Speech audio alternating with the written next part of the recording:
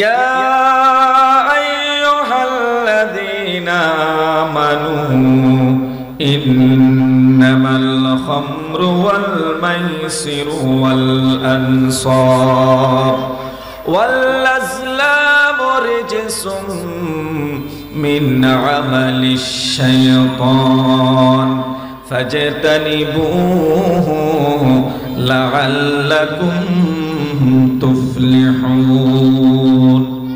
আল্লাহ পাক রব্বুল আলামিন কোরআনুল কারীমের সূরা মায়েদার 90তম আয়াতে কারিমার মধ্যে এলান দিয়ে ঈমানদার বান্দাদেরকে উদ্দেশ্য করে বলেন, ইয়া আইয়ুহাল্লাযীনা আমানু, ও আমার ঈমানদার বান্দাগণ, তোমরা ভালো করে শুনে নাও, বুঝে নাও।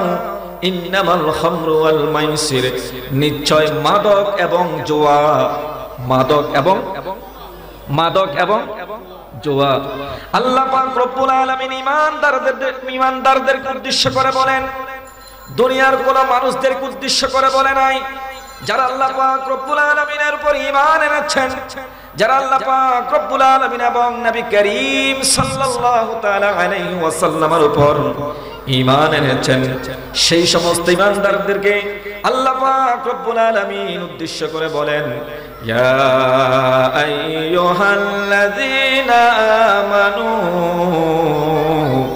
ইন্নামাল খামরু ওয়াল মাইসির, ও আমার ঈমানদার বান্দাগণ, নিশ্চয় মাদক এবং জুয়া, ওয়াল আনসাব এবং মূর্তি পূজা, ওয়াল আসলাম বাক্য নির্ধারক, তীর নিক্ষেপ করা, রিজসুম মিন আমালিশ শাইতান, এটা কোন ঈমানদারের কাজ হতে পারে না, এটা কোন মুসলমানের কাজ হতে পারে না।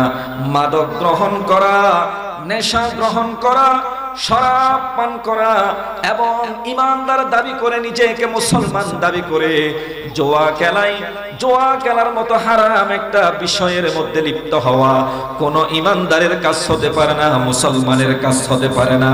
আল্লাহ পাক রব্বুল আলামিন কোরআনুল কারীমের মধ্যে বলে দিয়েছেন, রিজসুম মিন আমালিশ শাইতান, এগুলো হচ্ছে শয়তানের কাজ। বলি নাউজুবিল্লাহ। আল্লাহ পাক রব্বুল আলামিন উদ্দেশ্য করে বলেন, এই আমার ঈমানদার বান্দাগণ, মাদক এবং জুয়া ভাগ্য নির্ধারক এবং তীর নিক্ষেপ এবং মূর্তি পূজা, এগুলো কোন ঈমানদারের কাজ হতে পারে না, এগুলো হচ্ছে শয়তানের কাজ। তো আমরা মুসলমান হয়ে, ঈমানদার হয়ে, আল্লাহ এবং আল্লাহ রাসূলের উপর ঈমান এনে শয়তানের কাজে লিপ্ত হওয়া যাবে? কথা বলেন, লিপ্ত হওয়া যাবে? আল্লাহ বলেন, রিজসুম মিন আমালিশ শাইতান, এগুলো ঈমানদারের কাজ নয়। মাদক গ্রহণ করা, শরাব পান করা, ইয়াবা গ্রহণ করা, ফেনসিডিল গ্রহণ করা, নেশা গ্রহণ করা এবং জুয়া খেলায় লিপ্ত হওয়া, এগুলো কোনো ঈমানদারের কাজ নয়, এগুলো হচ্ছে রিজসুম মিন আমালিশ শাইতান, শয়তানের কাজ। জোরে বলুন না নাউজুবিল্লাহ। কাজকার, কথা বলেন, কাজকার বলেছেন কে? আল্লাহ। আল্লাহ বলেন, ঈমানদার, ও আমার ঈমানদার বান্দাগণ, এগুলো, এই মাদক এবং জুয়া, এগুলো ঈমানদারের কাজ নয়, এই কাজগুলো হচ্ছে শুধুমাত্র শয়তানের কাজ। আল্লাহ পাক রব্বুল আলামিন বলেন, সুতরাং ফাজতানিবুহু, তোমরা ওই সমস্ত কাজগুলো থেকে বিরত থাকো, মাদক এবং জুয়া থেকে বিরত থাকো, লাআল্লাকুম তুফলিহুন, তোমরা যদি এই কাজগুলো থেকে যদি বিরত থাকো, দুনিয়া এবং আখিরাতের মধ্যে তোমরা সফলতা লাভ করবে। বলি সুবহানাল্লাহ। আল্লাহ বলেন, রিজসুম মিন আমালিশ শাইতান ফাজতানিবুহু লাআল্লাকুম তুফলিহুন, এই শয়তানের কাজ থেকে তোমরা বিরত থাকো।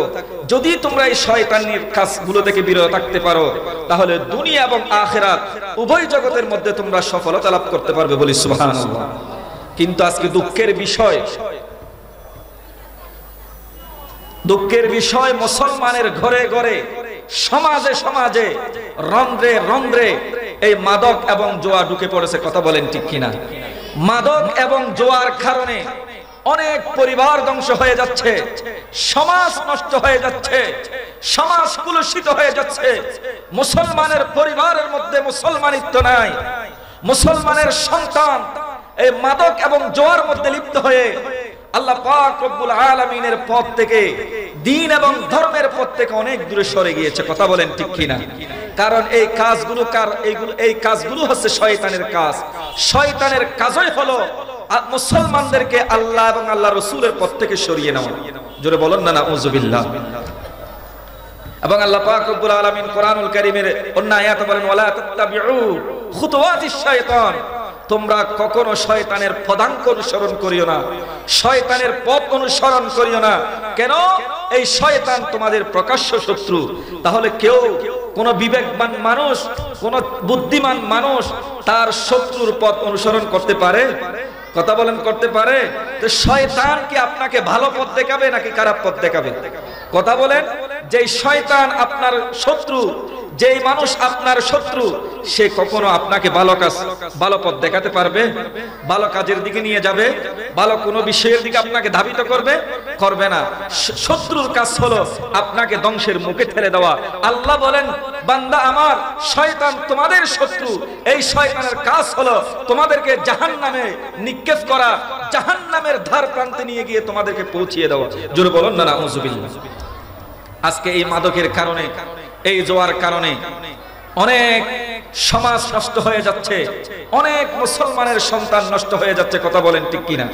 আল্লাহ পাক রব্বুল আলামিন কোরআনুল কারীমের আয়াতে বলেন, সূরা মাইদার 91তম আয়াতে কারিমার মধ্যে বলেন, ইন্নামা ইউরিদুশ শাইতানু আইয়ুকিয়া বাইনাকুমুল আদাওয়াতা ওয়াল বাগদা ফিল খামরি ওয়াল মাইসির ওয়া ইয়াসুদ্দাকুম আন যিকরিল্লাহি ওয়া আনিস সালাত। আল্লাহ পাক রব্বুল আলামিন ডাক দিয়ে বলেন, ও আমার ঈমানদার বান্দাগণ, আমি আল্লাহ নিজেই ঘোষণা দিচ্ছি, মাদক এবং জুয়াগুলো কোন ঈমানদারের কাজ নয়। রিজুসুম মিন আমালিশ শায়তান, এই কাজগুলো হচ্ছে মাদক গ্রহণ করা, নেশা গ্রহণ করা এবং জুয়ার খেলায় লিপ্ত হওয়া, জুয়ার মধ্যে মত্ত হয়ে যাওয়া, এগুলো ঈমানদারের কাজ নয়, এগুলো শয়তানের কাজ। আল্লাহ পাক রব্বুল আলামিন আমাদেরকে ডাক দিয়া বলেন, ও আমার ঈমানদার বান্দাগণ, শুনে নাও, শয়তান তোমাদেরকে এই কাজগুলোর মধ্যে লিপ্ত রেখে তোমাদের একে অপরের মধ্যে হিংসা এবং বিদ্বেষ, শত্রুতা ঢুকিয়ে দিয়ে তোমাদেরকে আল্লাহর জিকির থেকে এবং নামাজ থেকে দূরে সরিয়ে রাখতে চাই। বলি নাউযুবিল্লাহ।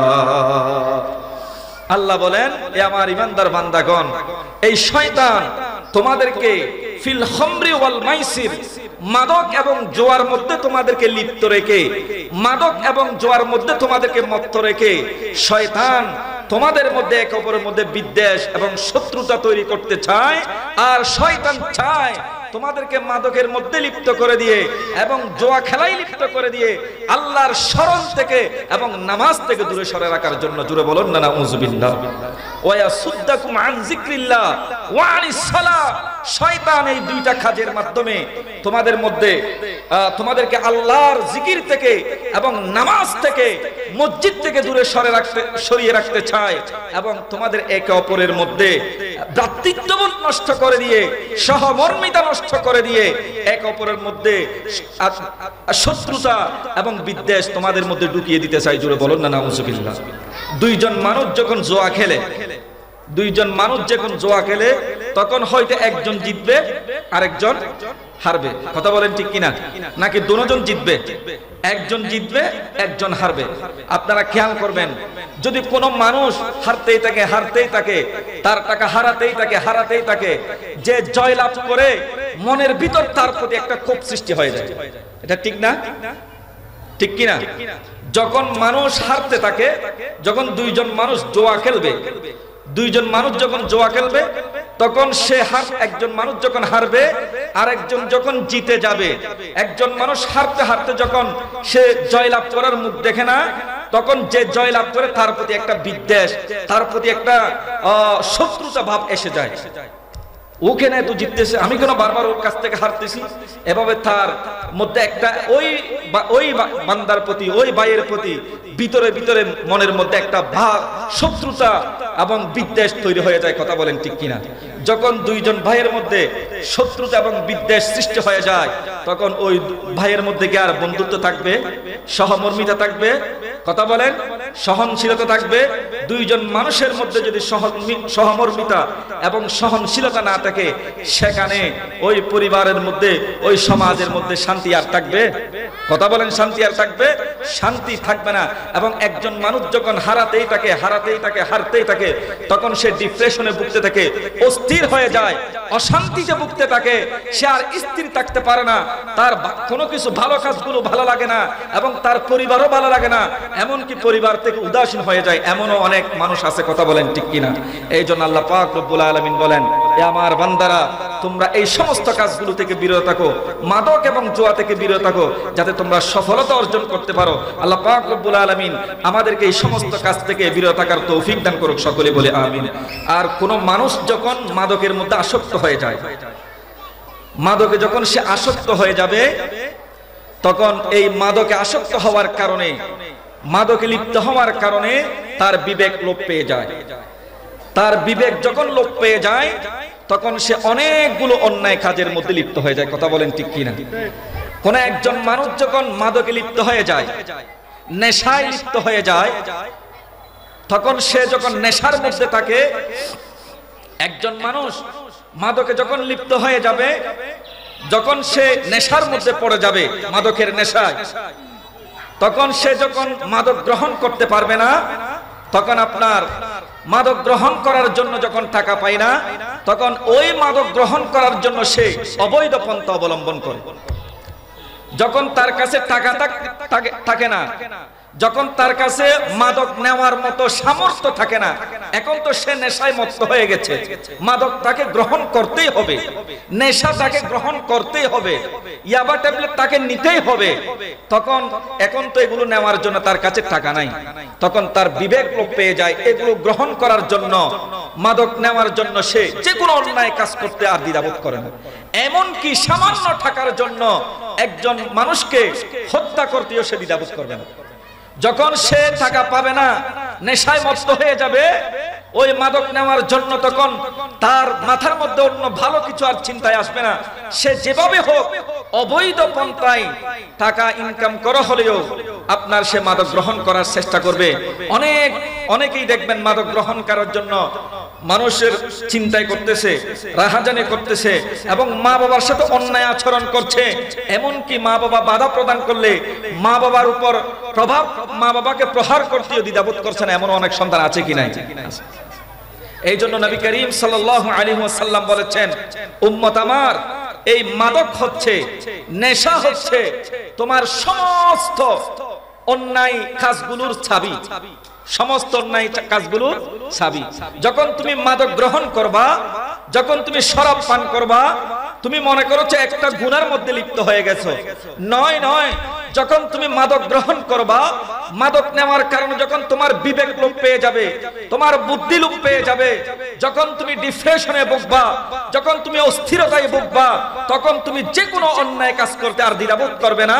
এই মাদক তোমাকে আরো অনেকগুলো অন্যায় কাজের দিকে তোমাকে ধাবিত করবে।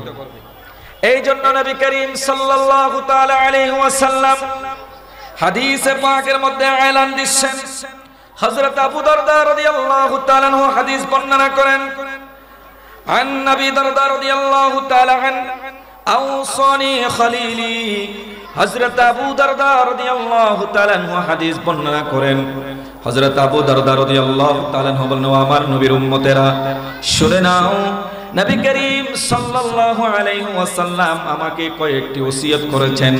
আমার নবীর সাহাবী হযরত আবু দারদা রাদিয়াল্লাহু তাআলা আনহু বলেন, ও আমার নবীর উম্মতেরা, আমার নবী আমাকে রাহমাতাল লিল আলামিন, মায়ার নবী, প্রাণের নবী, রাহমাতাল লিল আলামিন নবী আমাকে কয়েকটি কাজের ব্যাপারে ওসিয়ত করেছেন। নবী করিম সাল্লাল্লাহু আলাইহি ওয়াসাল্লাম আমার নবীজির সাহাবী হযরত আবু দারদা রাদিয়াল্লাহু তাআলা আনহুকে যেই কাজগুলোর ব্যাপারে ওসিয়ত করেছেন, হযরত আবু দারদা রাদিয়াল্লাহু তাআলা আনহু সেগুলো আমার নবীর উম্মতেরকে জানিয়ে দিলেন। ও আমার নবীর উম্মতেরা, আমার নবী আমাকে যে কয়েকটা বিষয়ের ব্যাপারে ওসিয়ত করেছেন শুনে নাও, শুনে নাও। আওসানি খলিলি, আমার নবী আমাকে ওসিয়ত করেছেন আল্লাহ তুশরিক বিল্লাহি শাইয়ান ওয়া ইন কুতিআত ওয়া হুররিকাত। ঈমান আনার পর একজন মুসলমান আল্লাহ এবং আল্লাহর রাসূলের উপর ঈমান আনার পর তাকে মেরে টুকরো টুকরো করে ফেললেও, জ্বলন্ত আগুনের মধ্যে নিক্ষেপ করলেও সে যেন আল্লাহর সাথে কোনো শরীক না করে, বলি সুবহানাল্লাহ। একজন মুসলমান আল্লাহর সাথে কাউকে শরীক করতে পারে না। হযরত আবু দারদা রাদিয়াল্লাহু তাআলা আনহু বলেন, এ আমার নবীর উম্মতেরা, আমার নবী আমাকে কয়েকটি কাজের ব্যাপারে ওসিয়ত করেছেন। তার মধ্যে একটা হলো আল্লাহ তুশরিক বিল্লাহি শাইয়ান ওয়া ইন কুতিআত ওয়া হুররিকাত।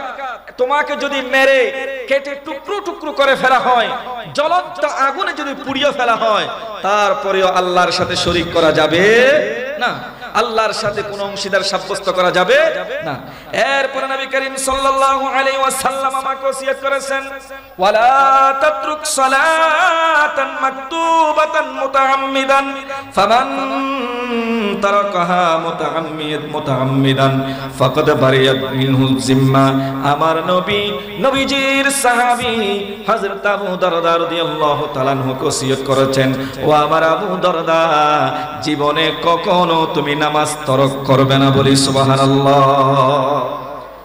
নবীজির সাহাবীকে ওসিয়ত করেছেন, ওয়ালা তাতরুক সালাতান মাকতুবাতান মুতাআম্মিদান ফামান তারাকাহা মুতাআম্মিদান ফাকাদ বারিয়াত মিনহু জিম্মা। আমার নবীজির সাহাবী হযরত আবু দারদা রাদিয়াল্লাহু তাআলা আনহুকে ওসিয়ত করলেন, এ আমার সাহাবী আবু দারদা, তুমি কখনো ইচ্ছাকৃতভাবে নামাজ তরক করবে না। এখন আমরা নামাজ তরক করি কি করি না? কথা বলেন। নামাজ তরক করি, শুধু আমরা যারা এই সমস্ত ধর্মীয় কাজগুলো নিয়ে ব্যস্ত, আমি কোন কথা বলতে, ধর্মীয় কথা বলতে পরোয়া করি না, সেটা আমার ভাই হোক, সেটা আমার বাবা হোক। কথা বলেন তো দেখি, সারা জীবনও যদি আপনি এরকম মাহফিল করতে থাকেন, এক ওয়াক্ত ফরজ নামাজের সমান হবে? কথা বলেন, একটু কথা বলেন। এক ওয়াক্ত ফরজ নামাজের সমান হবে?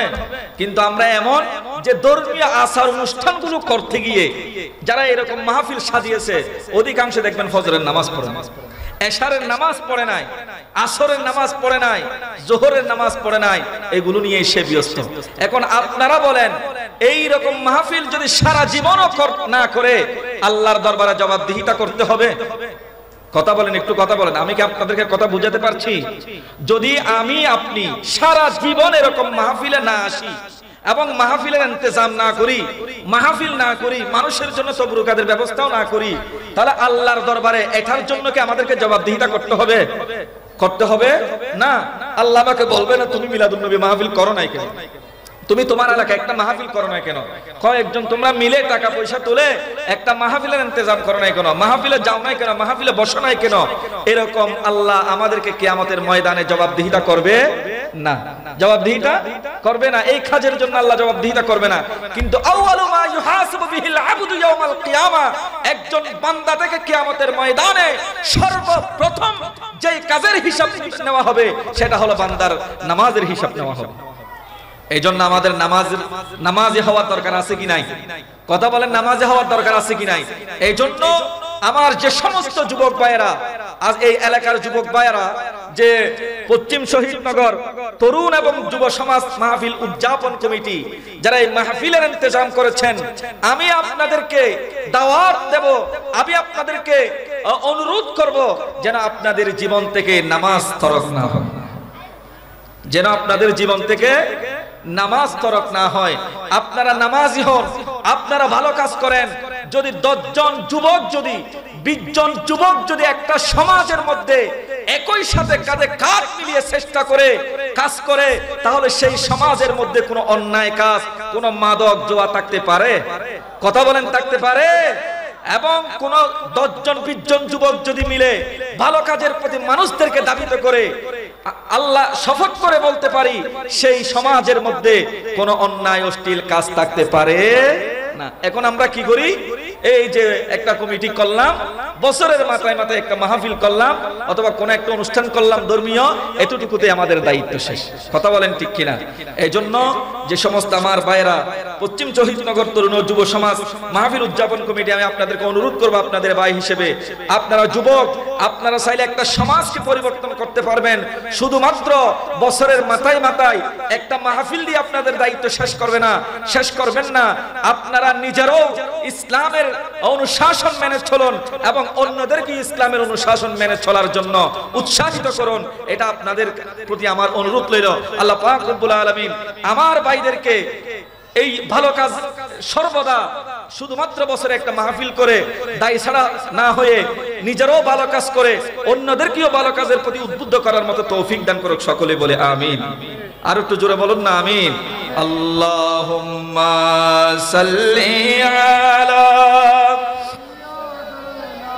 মাওলানা মুহাম্মদ ওয়া আলা আলি সাইয়্যিদিনা মাওলানা মুহাম্মদ। তাহলে বলতে চেয়েছিলাম, নবীজির সাহাবীকে নবীজি কয়টা ওসিয়ত করেছেন? 3টা ওসিয়ত করেছেন। কয়টা? কথা বলেন কয়টা? 3টা ওসিয়ত করেছেন। একটা হলো একজন মুসলমান আল্লাহর সাথে যেন কাউকে শরীক না করে, আল্লাহর সাথে যেন কাউকে অংশীদার সাব্যস্ত না করে। আর দ্বিতীয় নম্বর হলো নবী করিম সাল্লাল্লাহু আলাইহি ওয়াসাল্লাম ওনার সাহাবীর প্রতি হযরত আবু দারদা রাদিয়াল্লাহু তাআলা আনহুকে যে ওসিয়ত করেছেন, সেই ওসিয়তটা হলো যে জীবনে যেন কোনো অবস্থাতেই ফরজ নামাজ তরক না করে, ইচ্ছাকৃতভাবে ফরজ নামাজ যেন তরক না করে। 5 ওয়াক্ত নামাজ ফরজ। 5 ওয়াক্ত নামাজের জন্য আমাদেরকে আল্লাহর পক্ষ থেকে মসজিদের মুয়াজ্জিন আহ্বান করছে, হাইয়া আলাস সালাহ, হাইয়া আলাস সালাহ, নামাজের দিকে আসো, নামাজের দিকে আসো। নামাজের দিকে গেলে যাইলে কি হবে হুজুর? আযানের মধ্যেই বলে দেওয়া হচ্ছে হাইয়া আলাল ফালাহ, হাইয়া আলাল ফালাহ। বান্দা, তোমাদেরকে নামাজের দিকে আহ্বান করা হচ্ছে, তোমাদেরকে নামাজের দিকে আহ্বান করা হচ্ছে। কেন জানো? হাইয়া আলাল ফালাহ, হাইয়া আলাল ফালাহ। নামাজের মধ্যে তোমাদের কল্যাণ রয়েছে, নামাজের মধ্যে তোমাদের কল্যাণ রয়েছে। চিৎকার দিয়ে বলি সুবহানাল্লাহ। তোমরা কল্যাণের দিকে আসো, তোমরা কল্যাণের দিকে আসো। ডেলি 5 বার আমাদেরকে আহ্বান করা হচ্ছে, অথচ আমরা মুসলমান, একজন মানুষ আল্লাহ এবং আল্লাহর রাসূলের উপর ঈমান আনার পর সর্বপ্রথম যে আমলের কথা বলা হয়েছে সেটা হচ্ছে নামাজ। সেটা হচ্ছে কি? নামাজ। একজন মুসলমান মুসলমান হওয়ার পর আল্লাহ এবং আল্লাহর রাসূলের উপর ঈমান আনার পর একজন মানুষ, তার উপর সর্বপ্রথম যে আমল করতে বলা হয়েছে সেটা হচ্ছে নামাজ। সেটা কি? নামাজ। এবং কোরআনুল কারীমের মধ্যে যে সমস্ত আমলের কথা বলা হয়েছে, তন্মধ্যে সবচেয়ে বেশি যে আমলটার কথা বলা হয়েছে সেটা হচ্ছে 5 ওয়াক্ত নামাজ। সেটা হচ্ছে কি? 5 ওয়াক্ত নামাজ। এই জন্য নবী করিম সাল্লাল্লাহু আলাইহি ওয়াসাল্লাম বলেছেন, ওয়ালা তাতরুক সালাতান মাকতুবাতান মুতাআম্মিদান ফামান তারাকাহা মুতাআম্মিদান ফাকাদ বারিয়াত মিনহু জিম্মা। এই জন্য নবী করিম সাল্লাল্লাহু আলাইহি ওয়াসাল্লাম বলেন, উম্মত আমার, তোমরা এই 5 ওয়াক্ত নামাজ তরক করিও না। যখন কোন মানুষ 5 ওয়াক্ত নামাজ তরক করে, আল্লাহর উপর যে ওই বান্দার উপর যে আল্লাহর একটা রহমতের জিম্মা রয়েছে, ওই বান্দা থেকে আল্লাহর রহমতের জিম্মা উঠে যায়। জোরে বলুন না নাউযুবিল্লাহ। নবী করিম সাল্লাল্লাহু আলাইহি ওয়াসাল্লাম বলেন, হযরত আবু দারদা রাদিয়াল্লাহু তাআলা আনহু উপদেশ দিতে লাগলেন, এ আমার সাহাবী, জীবনে কখনো আল্লাহর সাথে শরীক করবে না, আল্লাহর সাথে কাউকে অংশীদার সাব্যস্ত করবে না। ও আমার সাহাবী, ও আমার সাহাবী, ও আবু দারদা, তোমাকে আমি নবী ওসিয়ত করলাম, ফামান ওয়ালা তাতরুক সালাতান মাকতুবাতান মুতাআম্মিদান, কখনো ইচ্ছাকৃতভাবে তোমার উপর যে দৈনিক 5 ওয়াক্ত নামাজ ফরজ করা হয়েছে, ও আমার সাহাবী, জীবনে কখনো নামাজ তরক করবে না ইচ্ছাকৃতভাবে। কারণ ফামান তারাকাহা মুতাআম্মিদান ফাকাদ বারিয়াত মিনহু জিম্মা। কোন মানুষ যদি ইচ্ছাকৃতভাবে নামাজ তরক করে, ওই বান্দার উপর থেকে আল্লাহর রহমতের জিম্মা উঠে যায়। এরপরে নবী করিম সাল্লাল্লাহু আলাইহি ওয়াসাল্লাম তৃতীয় নম্বরে যে ওসিয়তটা করেছেন সেটা হলো ওয়ালা তাশরাবিল খামরা। ও আমার সাহাবী, ও আবু দরদা, জীবনে কখনো তুমি শরাব পান করবে না, জীবনে কখনো মাদক গ্রহণ করবে না, জীবনে কখনো নেশা গ্রহণ করবে না। কেন? ফাইন্নাহা মিফতাহু কুল্লি শাররিন। আমার নবী বলেন, উম্মত আমার, ও আমার আবু দরদা, জীবনে তুমি কখনো শরাব পান করবে না, জীবনে তুমি কখনো মাদক গ্রহণ করবে না, জীবনে কখনো ইয়াবা ট্যাবলেট গ্রহণ করবে না। কারণ এই মাদক হলো সমস্ত অন্যায় কাজের মূল। এই জন্য তুমি কখনো জীবনে এক মুহূর্তের জন্যও মাদক গ্রহণ করবে না। বলি সুবহানাল্লাহ। নবীজি নিষেধ করে দিচ্ছেন, ওয়ালা তাশরাবিল খামরা ফাইন্নাহা মিফতাহু কুল্লি শাররিন। উম্মত আমার, জীবনে কখনো শরাব গ্রহণ করবে না, কারণ এই শরাব হচ্ছে সমস্ত অন্যায় কাজের মূল, সমস্ত অন্যায় কাজের মূল। কারণ একজন মানুষ যখন নেশা গ্রহণ করবে, মাদক গ্রহণ করবে, তার বিবেক লোপ পেয়ে যায়। মানুষের সবচেয়ে বড় নিয়ামত হলো বিবেক, মানুষের সবচেয়ে বড় নিয়ামত হলো বুদ্ধি। এই জন্য মানুষকে সমস্ত সৃষ্টির উপর শ্রেষ্ঠত্বের মর্যাদা দেওয়া হয়েছে একমাত্র আকলের কারণে, বিবেকের কারণে। কথা বলেন ঠিক কিনা? এই যে গরুর কোনো বিবেক আছে? চতুষ্পদ জন্তুর কোনো বিবেক আছে? আকল আছে? কিন্তু মানুষের আকল আছে, বিবেক রয়েছে। যখন মানুষ যখন শরাব গ্রহণ করে, মাদক গ্রহণ করে, এই আকল বুদ্ধি লোপ পেয়ে যায়, মানুষের বিবেক লোপ পেয়ে যায়, তখন তার অন্তরের মধ্যে পশুত্ব জেগে ওঠে, তখন সে যে কোনো অন্যায় কাজ করতে দ্বিধাবোধ করে না। এই জন্য নবী করিম সাল্লাল্লাহু আলাইহি ওয়াসাল্লাম মাদক থেকে দূরে থাকার জন্য আমাদেরকে বারণ করেছেন, নিষেধ করেছেন। কারণ একজন মানুষ যখন মাদক গ্রহণ করবে, সে যখন মাদকের মধ্যে লিপ্ত হয়ে যাবে, নেশার মধ্যে লিপ্ত হয়ে যাবে, বিভিন্ন অনৈতিক কর্মকাণ্ডের মধ্যে লিপ্ত হয়ে যাচ্ছে। আজকে যুব সমাজ ধ্বংস হয়ে যাচ্ছে, সমাজের রন্ধ্রে রন্ধ্রে মাদকের ব্যবসা এবং মানুষরা মাদক গ্রহণ করছে, সমাজ কলুষিত হয়ে যাচ্ছে। একজন মুসলমান, একজন বান্দা যদি কোন একজন মানুষ যদি মাদকে লিপ্ত হয়ে যায়, তখন তার ওই মানুষের কারণে পরিবার ধ্বংস হয়ে যাচ্ছে, পরিবার নষ্ট হয়ে যাচ্ছে, সমাজ নষ্ট হয়ে যাচ্ছে, এভাবে রাষ্ট্র পর্যন্ত ধ্বংসের দিকে ওই মাদক যারা নেশা গ্রহণ করে, তারা সমাজকে, পরিবারকে ধ্বংসের মুখে ঠেলে দিচ্ছে। কথা বলেন ঠিক কিনা? এই জন্য আমাদের উচিত হবে মাদক থেকে দূরে থাকা। আর যখন কোনো মানুষ মাদক গ্রহণ করবে, কিয়ামতের ময়দানে দুনিয়ার মধ্যে তো তার অনেক ক্ষতি আছে, তার বিবেক লোপ পেয়ে যায়।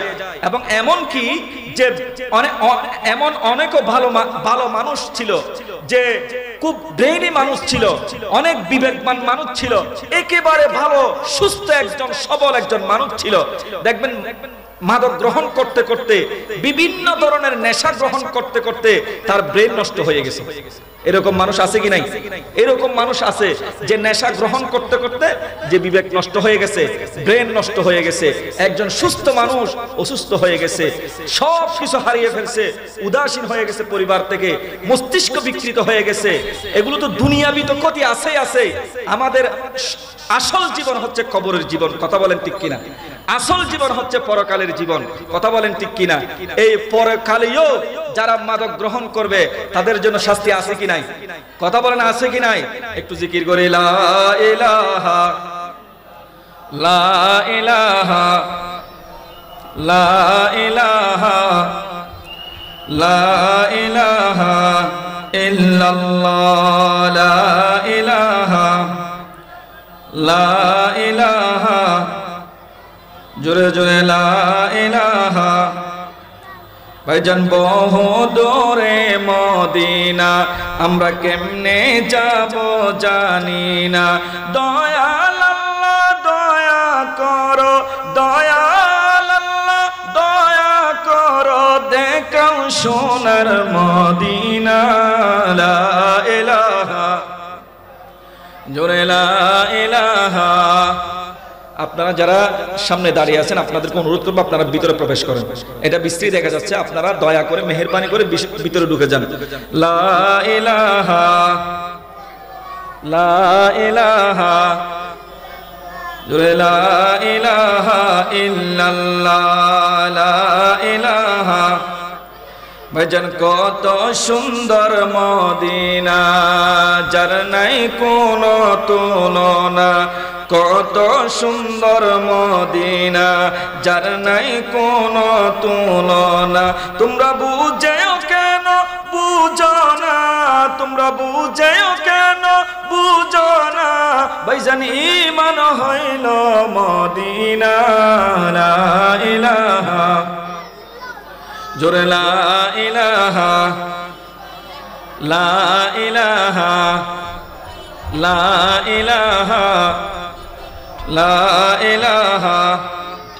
আমরা কেমনে যাব মদিনা, মদিনার রাস্তা চিনি না। আমরা কেমনে যাব মদিনা, মদিনার রাস্তা চিনি না। আমার মুর্শিদ জানে ঠিকানা, আমার মুর্শিদ জানে ঠিকানা। আমরা যাব সোনার মদিনা। লা ইলাহা,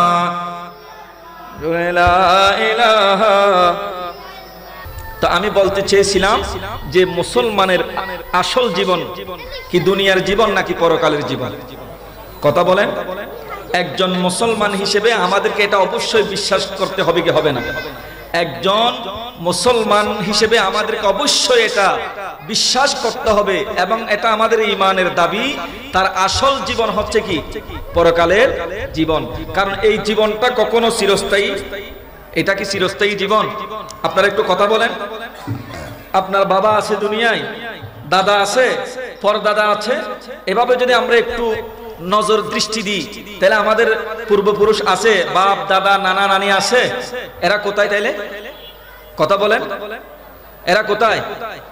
কবরে। তাহলে আমাদের কেউ যেতে হবে কি হবে না? কথা বলেন, হবে কি হবে না? এবং এই কবর থেকে আবার কিয়ামতের ময়দানে, কিয়ামত যখন সংগঠিত হবে, আল্লাহর সামনে আমাদেরকে উপস্থিত হতে হবে কি হবে না? কথা বলেন। এবং সেখানে আমাদের প্রতিটা কাজের জন্য আল্লাহর দরবারে জবাবদিহিতা করতে হবে কি হবে না? কথা বলেন, হবে কি হবে না? আমরা যেই কাজ করি না কেন আমাদের প্রতিটা মুহূর্ত, প্রতিটা সময়ের জন্য আল্লাহর দরবারে জবাবদিহিতা করতে হবে কি হবে না? তাহলে আমাদের আসল জীবন এটা নয়, আমাদের এই জীবন এটা ক্ষণস্থায়ী, আমাদের চিরস্থায়ী জীবন হলো পরকালের জীবন। কথা বলেন ঠিক কিনা? এটা শুধুমাত্র আল্লাহ পাক রব্বুল আলামিন আমাদেরকে এখানে পাঠিয়েছেন পরীক্ষা করার জন্য। এটা হচ্ছে পরীক্ষার হল। এটা হচ্ছে পরীক্ষার হল। একজন ছাত্র যেমনি ভাবে একজন শিক্ষার্থী পরীক্ষার হলে ঢুকবে, তাকে সময় দেওয়া হয় 2 ঘন্টা অথবা, কথা বলেন, 3 ঘন্টা 2 ঘন্টা পরীক্ষার সময় দেওয়া হয়। যখন একজন পরীক্ষার্থী ওই 3 ঘন্টা সময়ের মধ্যে যে যত ভালো আনসার দিতে পারবে, যে যত ভালো লিখতে পারবে, সে তত ভালো মার্ক পাবে এবং তার রেজাল্ট তত ভালো হবে এবং এটা নিয়ে সে ভবিষ্যতে ভালো একটা কিছু করতে পারবে। কথা বলেন ঠিক কিনা? তাহলে সময় নির্দিষ্ট তাকে জানিয়ে দেওয়া হয়েছে যে তোমার সময় 3 ঘন্টা অথবা 4 ঘন্টা অথবা 2 ঘন্টা, 3 ঘন্টা, 1 ঘন্টা। এই সময়ের মধ্যে তুমি যা পারো লিখো এবং এই সময়ের বাইরে 1 মিনিটও লেখার সুযোগ আছে। কথা বলেন, আছে? তাহলে ওই নির্দিষ্ট সময়ের মধ্যে যে যত ভালো লিখতে পারবে, যে যত ভালো আনসার দিতে পারবে, সে ভালো মার্ক পাবে এবং এটা নিয়ে সে ভবিষ্যতে ভালো কিছু একটা করতে পারবে। কথা বলেন ঠিক কিনা? ঠিক তেমনি ভাবে এই দুনিয়ার জীবন তো একজন মুসলমানের জন্য, ঈমানদারের জন্য একটা পরীক্ষার হল মাত্র। পরীক্ষাটা আপনাকে সময় নির্দিষ্ট করে দেওয়া হয়েছে, কিন্তু এই দুনিয়ার মধ্যে আমি আপনি কত বছর বাঁচবো এটার কোনো গ্যারান্টি আছে? কথা বলেন, গ্যারান্টি আছে? কেউ 40 বছর, কেউ 50 বছর, কেউ 60 বছর, কেউ 70 বছর, কেউ 80 বছর। কোনো গ্যারান্টি নাই যে আমি আজকের মাহফিলে বসেছি এখান থেকে যে উঠতে পারবো, সেটার গ্যারান্টি আছে? যদিও উঠে আমি বাসায় গেলাম, রাত্রে ঘুমালাম, সকালে উঠতে পারবো, এটার কোনো গ্যারান্টি আছে? কথা বলেন, গ্যারান্টি আছে? তাহলে গ্যারান্টি নাই এটা, তাহলে এই যেটা গ্যারান্টি নাই ওটা চিরস্থায়ী নয়, ওটা কি? ক্ষণস্থায়ী। প্রত্যেক আমরা কখন যে চলে যাব ওটার কোনো সময়ও নির্ধারিত নাই। আল্লাহর কোরআন বলে ফাইদা জা আজালুহুম লা ইস্তাখিরুনা সাআতান ওয়া লা ইস্তাকদিমুন। প্রত্যেক মানুষের জন্য নির্ধারিত সময় রয়েছে, যখন তার সময় শেষ হয়ে যাবে যখন তার নির্ধারিত বাজেট, যখন হায়াতের বাজেট যখন শেষ হয়ে যাবে, 1 মিনিট আগেও তার রূহ কবজ করা হবে না, 1 মিনিট পরেও তার রূহ কবজ করা হবে না, নির্দিষ্ট সময়ের মধ্যে তার রূহ কবজ করা হবে। তাকে দুনিয়া ছেড়ে তার আসল ঠিকানায় চলে আসতে হবে। কথা বলেন ঠিক কিনা? তাহলে আমাদের প্রতিটা কর্মের জন্য আমাদেরকে হিসাব দিতে হবে। এই যে আমরা মাদক গ্রহণ করছি, মাদকের দুনিয়ার জীবনে তো অনেক লাঞ্ছনা রয়েছে, অনেক ক্ষতি রয়েছে, নিজের ক্ষতি রয়েছে, পরিবারের ক্ষতি রয়েছে, সমাজের ক্ষতি রয়েছে, আবার কবর জীবন, হাসরের জীবনেও আমাদেরকে আল্লাহর কঠিন আযাবের সম্মুখীন হতে হবে। কথা বলেন ঠিক কিনা? নবী করিম সাল্লাল্লাহু আলাইহি ওয়াসাল্লাম বলেন, এই আমার বান্দারা, যুবক ভাইয়েরা আমার, যারা মাদক গ্রহণ করেন, দুনিয়ার জীবন আপনার জন্য চিরস্থায়ী নয়, যে কোনো মুহূর্তেই আপনাকে চলে যেতে হবে। এমন অনেক যুবক রয়েছে, 20 বছরের যুবক, তরুণ যুবক, টকবকে যুবক, 25 বছরের যুবক, 30 বছরের যুবক, একেবারে যুবক, রাত্রিবেলা সুস্থ শরীর নিয়ে ঘুমিয়েছে, সকালে আর ঘুম থেকে ওঠার সুযোগ হয় না। কথা বলেন ঠিক কিনা? এই জন্য যুবক ভাইদেরকে উদ্দেশ্য করে বলি, দুনিয়ার জীবন এটা কখনো চিরস্থায়ী জীবন নয়। আপনাকে কবরে যেতে হবে, এবং ওই কবরটা হলো, পরকালটা হলো আমার আপনার জন্য আসল ঠিকানা, আসল চিরস্থায়ী জীবন, চিরস্থায়ী ওখানেই থাকতে হবে, আবাদুল আবাদ সময়। সুতরাং আমার দুনিয়ার জীবন এমন ভাবে সাজাতে হবে যাতে আমি এই দুনিয়ার জীবন শেষ করে আমার যেটা আসল ঠিকানা, আসল জীবন, সেটা ওই জীবন যাতে আমার সফল হয়, ওই জীবনে যাতে আমি সুন্দরভাবে কাটাতে পারি, শান্তিতে থাকতে পারে, আমাদেরকে সেই কাজ করে দুনিয়া থেকে যেতে হবে। কথা বলেন ঠিক কিনা? এই জন্য যারা মাদক গ্রহণ করে, দুনিয়া তো তাদের লাঞ্ছনা রয়েছে, দুনিয়ার জীবনেও তাদের ক্ষতি রয়েছে। আল্লাহ নবী করিম সাল্লাল্লাহু আলাইহি ওয়াসাল্লাম হাদিসে পাকের মধ্যে এলান দিচ্ছেন, মারা যাওয়ার পর কিয়ামতের ময়দানেও তাকে কঠিন থেকে কঠিন আযাব দেওয়া হবে। বলে নাউযুবিল্লাহ।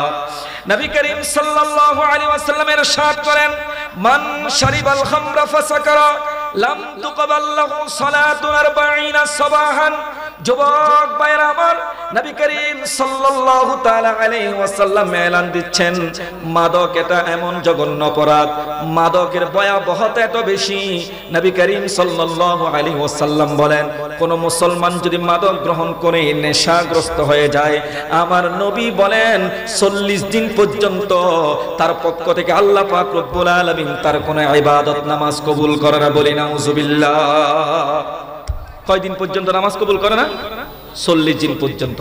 নবী করিম সাল্লাল্লাহু আলাইহি ওয়াসাল্লাম বলেন, যেই বান্দা, যে মুসলমান, যে ইমানদার, ইমানের দাবি করে, মুসলমানিত্ব দাবি করে, নিজেকে মুসলমান দাবি করে শরাব পান করবে এবং নেশাগ্রস্ত হয়ে যাবে, আমার নবী বলেন, উম্মত, কোন মানুষ নেশা গ্রহণ করার পর সে যখন নেশাগ্রস্ত হয়ে যায়, 40 দিন পর্যন্ত আমার আল্লাহ ওই বান্দার কোন ইবাদত, নামাজ, দোয়া কবুল করে না। জোরে বলেন নাউযুবিল্লাহ। এরপরে নবী করিম সাল্লাল্লাহু তাআলা আলাইহি ওয়াসাল্লাম বলেন, ফাইন মাতা দাখালান নার। কোন বান্দা যদি, কোন মুসলমান যদি, যুবক আমার, মাদক গ্রহণ করার পর, নেশাগ্রস্ত হওয়ার পর 40 দিনের ভিতর তওবা ছাড়া মারা যায়, আমার নবী বলেন সেই ব্যক্তি মারা যাওয়ার সাথে সাথে দাখালান নার, আল্লাহ পাক রব্বুল আলামিন তাকে জাহান্নামের আযাবের মধ্যে নিক্ষেপ করবে। জোরে বলেন নাউযুবিল্লাহ। এরপরে নবী করিম সাল্লাল্লাহু আলাইহি ওয়াসাল্লাম বলেন, ফাইন তাবা তাবাল্লাহু আলাইহি। যুবক আমার, মুসলমান ভাইরা, নবী করিম সাল্লাল্লাহু আলাইহি ওয়াসাল্লাম বলেন, কোন মানুষ একবার মাদক গ্রহণ করার পর, নেশা গ্রহণ করার পর যদি সে অনুতপ্ত হয়ে যায়, অনুশোচনা বোধ করে, আয় আল্লাহ, আমি শয়তানের দুকায় পড়ে নেশা গ্রহণ করেছি, আল্লাহ আমি শয়তানের প্ররোচনায় মাদক গ্রহণ করেছি, রব্বুল আলামিন জীবনে আর কখনো মাদক গ্রহণ করবে না, এভাবে যদি আল্লাহর দরবারে তওবা করে, আমার নবী বলেন আল্লাহ পাক রব্বুল আলামিন ওই বান্দার তওবা কবুল করে তার গুনাহগুলো maaf করে দেবে। বলি সুবহানাল্লাহ। এরপরে কোন বান্দা যদি ওয়াইনা আদা ফাশারিবা ফাসাকারা, উম্মত আমার শুনে নাও, একজন মুসলমান মাদক গ্রহণ করার পর যদি তওবা না করে মারা যায়, নবী করিম সাল্লাল্লাহু আলাইহি ওয়াসাল্লাম এলান দিবেন দাখালান নার, সে কোথায় যাবে? জাহান্নামে যাবে। এবং সে যদি 40 দিনের ভিতর যদি তওবা করে, অনুশোচনা বোধ করে, সে যদি অনুশোচনা বোধ করে, আল্লাহর দরবারে যদি লজ্জিত হয়ে তওবা করে, আমার আল্লাহ তার তওবা কবুল করে তার গুনাহগুলো মাফ করে দিবে। এরপরে যদি সে আবারও যদি শরাব পান করে, মাদকের মধ্যে লিপ্ত হয়ে যায়, নেশার মধ্যে লিপ্ত হয়ে যায়, আমার নবী বলেন লাম তুকবাল্লাহু সালাতুন 40 সাবাহান, এবং 40 দিন পর্যন্ত তার পক্ষ থেকে কোনো নামাজ আল্লাহর দরবারে কবুল হবে না। ফাইন মাতা দাখালান নার, এমত অবস্থায় যদি সে তওবা না করে মারা যায়, আমার নবী বলেন ওই বান্দার জন্য জায়গা হবে জাহান্নামে। বলি নাউজুবিল্লাহ। এরপরে নবী করিম সাল্লাল্লাহু আলাইহি ওয়াসাল্লাম বলেন উম্মত ফাইন তাবাল্লাহু আলাইহি, প্রথমবার তওবা করে, প্রথমবার মাদক গ্রহণ করার পর তওবা করে সে যদি আল্লাহর দরবারে অনুতপ্ত হয়ে অনুশোচনা বোধ করে যদি সে আল্লাহর দরবারে তওবা করে, আল্লাহ তার তওবা কবুল করবে, তার গুনাহ মাফ করে দিবে। তওবা করার পর যদি সে দ্বিতীয়বার আবার যদি মাদকে লিপ্ত হয়ে যায়, আমার নবী বলেন ফাইন তাবাল্লাহু আলাইহি, আবারও যদি সে মাদকে লিপ্ত হয়ে যায়, দ্বিতীয়বার মাদকে লিপ্ত হওয়ার পর যদি সে আবার অনুশোচনা করে, সে যদি লজ্জিত হয়ে সে যদি আল্লাহর দরবার আবারও তওবা করে, দ্বিতীয়বারও আমার আল্লাহ ওই মাদক গ্রহণকারী ব্যক্তির তওবা কবুল করে তার গুনাহগুলো মাফ করে দিবে। এরপরে নবী করিম সাল্লাল্লাহু আলাইহি ওয়াসাল্লাম বলেন ওয়া ইন আদা ফাশরিবা ফাসাকারা লাম তুকবাল লাহু সালাতান 40 সাবাহান ফাইন মাতা দাখালান নার। আমার নবী বলেন কোন মানুষ যদি প্রথমবার মাদক গ্রহণ করলো, তওবা করলো, আল্লাহ তওবা কবুল করবে। দ্বিতীয়বার আবার মাদক গ্রহণ করলো, নেশা গ্রহণ করলো, আল্লাহর দরবারে অনুশোচনা বোধ করে আবারও তওবা করলো, আল্লাহ তওবা কবুল করবে। আবারও শয়তানের দুকায় পড়ে, শয়তানের প্ররোচনায় পড়ে যদি আবারও যদি মাদকের মধ্যে লিপ্ত হয়ে যায়, তৃতীয়বার যদি মাদকের মধ্যে লিপ্ত হয়ে যায়, এবং আল্লাহ পাক রব্বুল আলামিন ওই বান্দার পক্ষ থেকে 40 দিন পর্যন্ত কোন নামাজ কোন ইবাদত কবুল করবে না।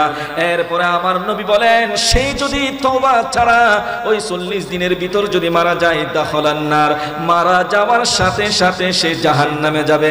এরপর আমার নবী আবার বলেন ফাইন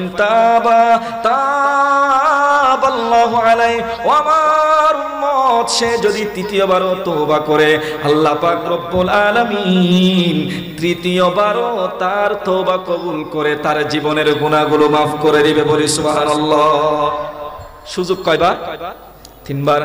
এরপরে আমার নবী বলেন ওয়া ইন আদা, ওই বান্দা যদি মাদক গ্রহণ করলো, প্রথমবার অনুতপ্ত হয়ে অনুশোচনা বোধ করে তওবা করলো, দ্বিতীয়বার আবার শয়তানের দুকায় পড়ে আবারও মাদক গ্রহণ করলো, নেশায় লিপ্ত হয়ে গেল, আবার অনুশোচনা বোধ করে আবার লজ্জিত হয়ে রব্বুল আলামিনের কাছে আবারও তওবা করলো। এরপরে আমার নবী বলেন দ্বিতীয়বার তওবা করে আবারও শয়তানের দুকায় পড়ে আবারও সে মাদকের মধ্যে লিপ্ত হয়ে গেল, আবার এরপরে আবারও তওবা করলো, আমার আল্লাহ তার তওবা কবুল করে তার জীবনের গুনাহগুলো মাফ করে দিবে। এরপরে যদি বান্দা তৃতীয়বার তওবা করার পর চতুর্থবারও যদি ওই বান্দা যদি মাদকের মধ্যে লিপ্ত হয়ে যায়, আমার নবী বলেন উম্মত কানা হাক্কান আলাল্লাহি আন ইয়াসবিহু মিন রাদগাতিল খিবাল ইয়াউমাল কিয়ামা, কিয়ামতের ময়দানে ওই বান্দার গুনাহ আল্লাহ পাক রব্বুল আলামিন ক্ষমা করবে না। কিয়ামতের ময়দানে শাস্তি স্বরূপ তাকে রাদগাতুল খিবাল পান করা হবে। সাহাবা একরাম জিজ্ঞাসা করলেন ক্বালু ইয়া রাসূলুল্লাহ সাল্লাল্লাহু আলাইহি ওয়াসাল্লাম ওয়া মা রাদগাতুল খিবাল, ইয়া রাসূলুল্লাহ ইয়া হাবিবাল্লাহ, যারা মাদক গ্রহণ করবে কিয়ামতের ময়দানে তাদেরকে জাহান্নামে নিক্ষেপ করা হবে, এবং আপনি নবী বলেছেন তাদেরকে রাদগাতুল খিবাল পান করা হবে। ইয়া রাসূলুল্লাহ ইয়া হাবিবাল্লাহ, রাদগাতুল খিবাল এটা কি? আমার নবী বলেন, আমার নবী হাদিসে পাকের মধ্যে বলেন ক্বালা উসারাতু আহলিন নার, যারা জাহান্নামে যাবে, জাহান্নামে তাদেরকে জ্বালানোর পর, পোড়ানোর পর তাদের থেকে যেই পচা রক্ত এবং পুঁজগুলো বের হবে, জাহান্নামীদের ওই পচা রক্ত এবং পুঁজগুলো জাহান্নামের আগুনের মধ্যে উত্তপ্ত গরম করে দুনিয়ার মধ্যে যারা মাদক গ্রহণ করেছে তাদেরকে পান করানো হবে। বলি নাউজুবিল্লাহ। দুনিয়ার মধ্যে যারা নেশা গ্রহণ করে, মাদক গ্রহণ করে, আখিরাতে তাদের শাস্তি হলো তাদেরকে রাদগাতুল খিবাল পান করা হবে। নবীজির কাছ থেকে জিজ্ঞাসা করা হলো, ইয়া রাসূলুল্লাহ, ইয়া হাবিবাল্লাহ, রাদগাতুল খিবাল এটা কি? আমার নবী বলেন, উসারাতু আহলিন নার। এই রাদগাতুল খিবাল হলো জাহান্নামীদের পচা দুর্গন্ধ রক্ত এবং পুঁজ। জোরে বলেন না নাউজুবিল্লাহ। আচ্ছা, কোন মানুষ, সুস্থ মস্তিষ্কের মানুষ, একজন মানুষের পচা রক্ত, একজন মানুষের পুঁজ কখনো সে পান করতে পারবে? কথা বলেন, পারবে? কিন্তু যারা শরাব পান করে দুনিয়ার মধ্যে, আল্লাহর বিধান অমান্য করে, আল্লাহর কথা অমান্য করে, যেই মাদক আল্লাহ পাক রব্বুল আলামিন আমাদের জন্য হারাম করে দিয়েছেন, যেই মাদকের মধ্যে মুসলমানের জন্য, মানুষের জন্য কোনো কল্যাণ নাই, মানুষের জন্য কোনো কল্যাণ নাই, যেই মাদকের মধ্যে মানুষের মধ্যে অকল্যাণ ছাড়া কোনো কল্যাণ নাই, যেই মাদক আল্লাহ পাক রব্বুল আলামিন হারাম করেছেন, যারা আল্লাহর অবাধ্য হয়ে, যারা মুসলমান হওয়ার পরেও, ঈমান আনার পরেও এই মাদক গ্রহণ করে, নবী করিম সাল্লাল্লাহু আলাইহি ওয়াসাল্লাম বলেন, কিয়ামতের ময়দানে তাদেরকে জাহান্নামীদের পুঁজ এবং রক্ত পান করানো হবে। জোরে বলুন না নাউজুবিল্লাহ। আল্লাহুম্মা সাল্লি আলা মাওলানা মুহাম্মদ ওয়া আলা আলি সাইয়্যিদিনা মাওলানা মুহাম্মদ। কোথায় রইলেন প্রাণে নবীজি, আমাদের কি চারিয়া আপনার উম্মত কাঁদে, নবী নবী বলিয়া। আল্লাহুম্মা সাল্লি আলা সাইয়্যিদিনা মাওলানা মুহাম্মদ ওয়া আলা আলি সাইয়্যিদিনা মাওলানা মুহাম্মদ। নবী করিম সাল্লাল্লাহু তাআলা আলাইহি ওয়াসাল্লাম আরো বলেন, উম্মত তোমরা মাদক গ্রহণ করিও না, তোমরা শরাব পান করিও না, নেশা গ্রহণ করিও না। নবী করিম সাল্লাল্লাহু তাআলা আলাইহি ওয়াসাল্লাম হাদিসে পাকের মধ্যে এলান করেছেন, লা ইয়াদখুলুল জান্নাতা মুদমিনু খামরিন। যারা শরাব পান করবে, যারা মাদক গ্রহণ করবে, যারা নেশা গ্রহণ করবে, তারা কখনো জান্নাতে যেতে পারবে না।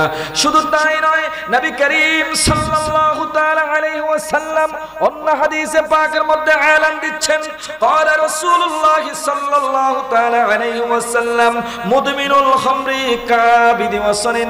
উম্মত,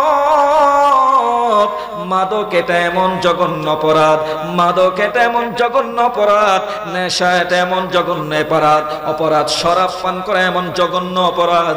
আমার নবী বলেন, যারা শরাব পান করে, যারা মাদক গ্রহণ করে, যারা ইয়াবা ট্যাবলেট গ্রহণ করে, যারা ফেনসিডিল গ্রহণ করে, আমার নবী বলেন কাবিদি ওয়াসানিন, আমার নবী বলেন তারা যেন মূর্তি পূজা করে। জোরে বলি নাউজুবিল্লাহ।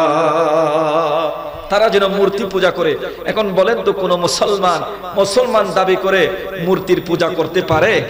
কথা বলেন, মূর্তির পূজা করতে পারে? আমার নবী বলেন, যারা ওই শরাব পান করছে, মাদক গ্রহণ করছে, মূর্তি পূজা করলে যেই গুনাহ, মূর্তি পূজা করলে যেই গুনাহ, এই মাদক গ্রহণের মধ্যে আল্লাহ তাদেরকে অনুরূপ গুনাহ দিয়ে দেবে। জোরে বলুন না নাউজুবিল্লাহ। মাদক এটা এমন জঘন্য অপরাধ, মাদক শুধু যারা গ্রহণ করে তারা নয়, মাদকের সাথে সম্পৃক্ত 10 প্রকারের মানুষের উপর নবী করিম সাল্লাল্লাহু আলাইহি ওয়াসাল্লাম লানত দিয়েছেন। কয় প্রকার? তাহলে কত বড় জঘন্য অপরাধ হলে, কত মারাত্মক অপরাধ হলে ওই কাজের সাথে সম্পৃক্ত 10 প্রকার মানুষকে নবী করিম সাল্লাল্লাহু আলাইহি ওয়াসাল্লাম লানত দিতে পারে। যেই নবী রহমত হয়ে, যেই নবী মায়ার নবী, যেই নবী রহমতের নবী, সমস্ত মানবের জন্য, সমস্ত আল্লাহর সৃষ্টিকুলের জন্য রহমত হয়ে পৃথিবীর জমিনে এসেছেন, সেই নবী যারা মাদকের সাথে সংশ্লিষ্ট থাকে, মাদকের সাথে সংশ্লিষ্ট এমন 10 প্রকার মানুষকে লানত করেছেন। জোরে বলুন না নাউজুবিল্লাহ। এর কত বড় অপরাধ এটা, যে মাদক শুধু যে গ্রহণ করবে সে নয়, মাদকের সাথে সংশ্লিষ্ট এরকম 10 প্রকার। এরকম কয় প্রকার? 10 প্রকার। তাহলে এটা কি অপরাধ কি ছোট মনে হচ্ছে? মাদক গ্রহণ করে এটাকে ছোট মনে হচ্ছে? আমি মাদক গ্রহণ করেন নাই, আপনি মাদক গ্রহণ করেন নাই, কিন্তু কোন না কোন অ্যাঙ্গেলে ওই মাদকের সাথে জড়িত আছেন। নবী করিম সাল্লাল্লাহু আলাইহি ওয়াসাল্লাম আপনাকে লানত দিয়েছেন। এখন বলুন, যেই নবী রহমতের, যেই নবী রহমত হয়ে, আমার আপনার জন্য রহমত হয়ে পৃথিবীর জমিনে আগমন করেছেন, সেই নবী যেই উম্মতের উপর লানত দিবে, তার কোনো আর উপায় আছে বাঁচার? কথা বলেন, উপায় আছে? নবী করিম সাল্লাল্লাহু আলাইহি ওয়াসাল্লাম বলেন, লাআনা রাসূলুল্লাহ সাল্লাল্লাহু তাআলা আলাইহি ওয়াসাল্লাম ফিল খামরি আশারাতান। আমার নবী বলেন, আমার নবী 10 প্রকার মাদকের সাথে সংশ্লিষ্ট 10 প্রকার মানুষের উপর লানত দিয়েছেন। কয় প্রকার জানার দরকার আছে কি নাই? আছে কি নাই? কারণ আমি আপনি যদি ওই 10 প্রকারের ভিতর থাকি, তাহলে আমাদেরকে ফিরে আসতে হবে কি হবে না? কথা বলেন, ফিরে আসতে হবে কি হবে না? শুধু মাদক যে গ্রহণ করে তার উপর নবীর লানত নয়, মাদকের সাথে সংশ্লিষ্ট যে কোনো অ্যাঙ্গেলে মাদকের সাথে জড়িত আছে এরকম 10 প্রকার মানুষের উপর লানত দিয়েছেন। জানার দরকার আছে কি নাই? নবী বলেন, আসিরাহা, যে মাদক তৈরি করে তার উপর লানত। এরকম মানুষ আছে কি নাই? নিজে পান করে না, নিজে গ্রহণ করে না, কিন্তু অন্যের জন্য তৈরি করে। অন্যের জন্য কি তৈরি করে? আমার নবী বলেন, বা উম্মত, মাদক এটা এমন জঘন্য অপরাধ যে মাদক তৈরি করবে তার উপরও আমি নবীর লানত। জোরে বলেন না নাউজুবিল্লাহ। এবং ওয়ামুতাসিরাহা, এরপরে নবী করিম সাল্লাল্লাহু আলাইহি ওয়াসাল্লাম বলেন, যার নির্দেশে, যার পৃষ্ঠপোষকতায়, যার তত্ত্বাবধানে, যার নির্দেশে এই মাদক তৈরি করা হবে, তার উপরও নবীজি লানত দিয়েছেন। জোরে বলুন না নাউজুবিল্লাহ। এরপরে নবী করিম সাল্লাল্লাহু আলাইহি ওয়াসাল্লাম বলেন, ওয়াশারিবাহা, যে মাদক গ্রহণ করে, নেশা গ্রহণ করে, শরাব পান করে, তার উপরও আমার নবী লানত দিয়েছেন। উচ্চ আওয়াজে বলি নাউজুবিল্লাহ। এরপরে নবী করিম সাল্লাল্লাহু আলাইহি ওয়াসাল্লাম বলেন, ওয়াহামিলাহা, যে মাদক বহন করে, যে মাদক বহন করে। আপনারা শুনেন নাই, কক্সবাজার গামী আপনার বাস ওই নতুন ব্রিজে এসে মাদক নিয়ে, ইয়াবা নিয়ে গ্রেফতার হয়েছে, এরকম সংবাদ, এরকম নিউজ আমরা পাই কি পাই না? অথচ সে মাদক গ্রহণ করে না, মাদক খায়ও না, নেশা গ্রহণ করে না, কিন্তু সে বহন করতেছে। কি করতেছে? বহন করতেছে। নবী বলেন, যে মাদক বহন করে, আমি আপনাদেরকে উদাহরণ দিই। মনে করেন এখানে লোহার ব্রিজ আছে না? কথা বলেন, আছে না? আছে। ওখানে রিক্সাওয়ালা নাই, টমটমওয়ালা নাই। সে যদি জেনে শুনে যদি সেও এখান থেকে ওই লোহার ব্রিজ থেকে আপনার তার রিক্সা নিয়ে, তার টমটম নিয়ে মাদকগুলো বহন করে অন্য জায়গায় নিয়ে যায়, নবীজি ওই রিক্সাওয়ালার উপর, ওই টমটমওয়ালার উপরও লানত দিয়েছেন। জোরে বলুন না নাউজুবিল্লাহ। সে শুধু আমরা ভাড়ার জন্য, সে কিসের জন্য? ভাড়া পাওয়ার জন্য সে মাদকগুলো বহন করে নিয়ে যাচ্ছে, কিন্তু সে জানে তার রিকশায় নিয়ে, তার টমটম নিয়ে, তার যানবাহন নিয়ে মাদক বহন করা হচ্ছে। নবী করিম সাল্লাল্লাহু আলাইহি ওয়াসাল্লাম তার উপরও লানত দিয়েছেন। তাহলে বুঝুন, সে মাদকের সাথে কোনোদিন মাদকে জড়িয়ে পড়ে নাই, সে মাদক গ্রহণ করে না, সে নেশা থেকে, মাদক থেকে অনেক দূরে, এমনি সে বাড়া মারতেছে, কিন্তু সে জানে তার বাহনের মধ্যে, তার গাড়ির মধ্যে মাদক নেওয়া হয়েছে। নবী বলেন, তোমার গাড়িতে যেহেতু করে, তোমার বাহনে করে যেহেতু মাদক বহন করা হচ্ছে, নিয়ে যাওয়া হচ্ছে, তোমার উপরও লানত। জোরে বলেন না নাউজুবিল্লাহ। তাহলে কত বড় জঘন্যতম অপরাধ হলে সামান্য সে নিজের কাজ, এটা রিকশা চালানো, কিন্তু জেনে শুনে সে এই মাদকগুলো বহন করছে, তার উপরও লানত দিয়েছেন। জোরে বলেন না নাউজুবিল্লাহ। এরপরে নবী করিম সাল্লাল্লাহু আলাইহি ওয়াসাল্লাম বলেন, আল মাহমুলাতা ইলাই, যার জন্য বহন করে নিয়ে যাওয়া হবে, যার জন্য বহন করে নিয়ে যাওয়া হচ্ছে। আমি পান করি না, আমি নেশা গ্রহণ করি না, এমনি আমি আরেকজনের জন্য নিয়ে যাচ্ছি, ওই বান্দার উপরও আমার নবী লানত দিয়েছেন। জোরে বলুন না নাউজুবিল্লাহ। এরপরে ওয়াসাকিয়াহা, যে অন্যজনকে পান করায়, নিজে পান করে না। অনেক বন্ধু বান্ধব আছে, অনেক মানুষ আছে নিজে সিগারেটও খায় না কিন্তু বন্ধুকে খাওয়ায়, আছে না নাকি নাই? নিজে পান খায় না আরেকজন বন্ধুকে খাওয়ায়, কথা বলেন ঠিক কিনা? নিজে শরাব পান করে না, এমনি সে টাকা দিয়ে সে বিল পেড করে অন্য বন্ধুকে শরাব পান করায়, কথা বলেন এরকম আছে কি নাই? এবং কোনো না কোনো ভাবে তার কোনো স্বার্থ হাসিল করার জন্য সে একজন মাদকাসক্ত মানুষকে শরাব পান করায়। নিজে পান করে না, নিজে শরাব পান করে না, নিজে ইয়াবা ট্যাবলেট গ্রহণ করে না, কিন্তু তার একটা কোন স্বার্থ হাসিলের জন্য একজন মাদকাসক্ত মানুষকে দিয়ে সে এই মাদক গ্রহণ করায়, শরাব পান করায়। আমার নবী বলেন যে শরাব গ্রহণ পান করে না, মাদক গ্রহণ করে না, কিন্তু অন্যকে যে কোনো ভাবে পান করায়, মাদক গ্রহণ করায়, তার উপর নবী করিম সাল্লাল্লাহু আলাইহি সাল্লাম লানত দিয়েছেন। জোরে বলুন না নাউযুবিল্লাহ। এরপরে নবী করিম সাল্লাল্লাহু আলাইহি ওয়াসাল্লাম বলেন ওয়াবাইয়াহা, এই সমাজের মধ্যে এটা বেশি যে মাদক বিক্রি করে, যে মাদক কি করে বিক্রি করে। বহুত মানুষ আছে দে ফেজল লইলে ইয়াবা বেচে, আছে না নাকি নাই? এব্বে গম মানুষ ইতে বালা মানুষ, 5 ওয়াক্ত নামাজ পড়ে এরকম মানুষ আছে না নাকি নাই? 5 ওয়াক্ত নামাজ পড়ে দান সদকা করে, ফেজত ইয়াবা লইলে ইয়াবা বিক্রি করে, আছে না নাকি নাই বাজি? নাকি নাই? আছে, কিন্তু নিজে না হয় আরেকজনের জন্য বিক্রি করে। ওয়াবাইয়াহা, মাদক বিক্রি করে। আমার নবী তার উপর লানত দিয়েছেন। জোরে বলুন না নাউযুবিল্লাহ। কি করে সে? কি করে? বিক্রি করে, নিজে গ্রহণ করে না, নিজে পান করে না, কিন্তু সে কি করে? বিক্রি করে। আমার নবী বলেন তার উপরও লানত, কারণ সে তো মূল অপরাধী। সে কি? মূল অপরাধী। সে যদি বিক্রি না করে মানুষ হাতের নাগালে ইয়াবা ট্যাবলেট পাবে না, কথা বলেন ঠিক কিনা? কথা বলেন ঠিক কিনা? কারণ এগুলো একেবারে সহজভাবে নিয়ে যাওয়া যায়। আপনি যদি পকেটে করে 10টা নিয়ে যান, কেউ মাইন্ড করবে? কেউ জানতে পারবে? এমনি শরাবের টাঙ্কি একটা, মদের টাঙ্কি একটা নিয়ে গেলে মানুষ দেখবে যে শরাব নিয়ে যাচ্ছে। কিন্তু আপনি যদি 100 পিস ইয়াবা ট্যাবলেট যদি আপনার পকেটে নিয়ে যান, আপনার ওই সাইকতলা মোড়ের মধ্যে বসে থাকেন, আপনার কোন একজন গ্রাহককে দিয়ে দিচ্ছেন, কেউ বুঝতে পারবে? এরকম ভদ্র ডাকাত আছে না নাকি নাই? কথা বলেন আছে কি নাই? সমাজের মধ্যে এগুলোর সংখ্যা অনেক বেড়ে যাচ্ছে, কলাফুলা আঙ্গুল গাছ হয়ে যাচ্ছে, তার কিছুই ছিল না, এরকম ছটকা ছটকা ছটকা ছটকা এই মাদক বিক্রি করে, আপনার ইয়াবা ট্যাবলেট বিক্রি করে, সে 5 তলা 10 তলা বিল্ডিং এর মালিক হয়ে যাচ্ছে। কথা বলেন ঠিক কিনা? এটা হালাল নাকি হারাম? কথা বলেন এই টাকাগুলো তার জন্য হালাল নাকি হারাম? হারাম। কারণ যেই জিনিস হারাম সেই জিনিস বেচো হারাম, সেই জিনিস ক্রয় করো হারাম, সেই জিনিস বিক্রি করো হারাম, সেই জিনিস বিক্রি করার জন্য অথবা ক্রয় করার জন্য সুযোগ করে দেবো হারাম, সুযোগ করে দেব। আমি আপনি যদি সুযোগ না করে দিই, সমাজের মধ্যে এই মন্দ কাজটা, এই মন্দ কাজের প্রভাব বাড়বে? কখনো বাড়বে না। তো নবী করিম সাল্লাল্লাহু আলাইহি ওয়াসাল্লাম বলেন ওয়াবাইয়াহা, যেই ব্যক্তি মাদক বিক্রি করে তার উপরও আমার নবী লানত দিয়েছেন। জোরে বলুন না নাউযুবিল্লাহ। এরপরে ওয়াকিলা সামানিহা, যে মাদক বেচার, মাদক বিক্রির টাকা খায়। কি বিক্রির? অনেক মানুষ আছে মাদক খায়ও না, মাদক নেইও না, শরাব পান করে না, একেবারে ভালো মানুষ, সাদা সিধে মানুষ, ভদ্র মানুষ, মাদক বিক্রিও করে না, মাদক বিক্রিও করে না, মাদক তৈরিও করে না, কিন্তু মাদক বিক্রির টাকা খায়। এই ভদ্র মানুষগুলো সমাজের মধ্যে বেশি, একেবারে সে বাইরে ফিটফাট, কিন্তু যারা মাদক বিক্রি করে তাদেরকে বলে দে তুই ইনি মাদক বেসর দে না, ইনি বেসর ঠিক আছে, কিন্তু আরে পার্সেন্টেজ দন করিব, আরে নাকি নয়? আছে না নাকি নাই? মানলি আছো হাত আর ভাই হাতে তুই এর বেশিবি, তোর হন কি নাই, হন ঝামেলা নাই, বাইরে যা ঝামেলা আছে বিয়া আইস ওই বিয়া কি আইস ওই বিয়া আমি সমাধান করব, সবকিছু আমি সমাধান করব, তোর কোনো টেনশন নাই, তুই একেবারে নিশ্চিন্তে এগুলো বিক্রি করবি, কিন্তু মাস শেষে আমাকে পার্সেন্টেজ একটা দিতে হবে। এরকম ভদ্র ডাকাত আছে না নাকি নাই?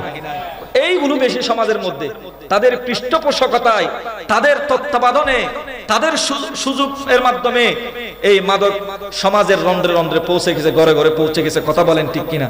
হয়তো আপনাদের এই এলাকায় নাও থাকতে পারে, যদি থাকে সংশোধন হয়ে যান ভাইয়ের আমার।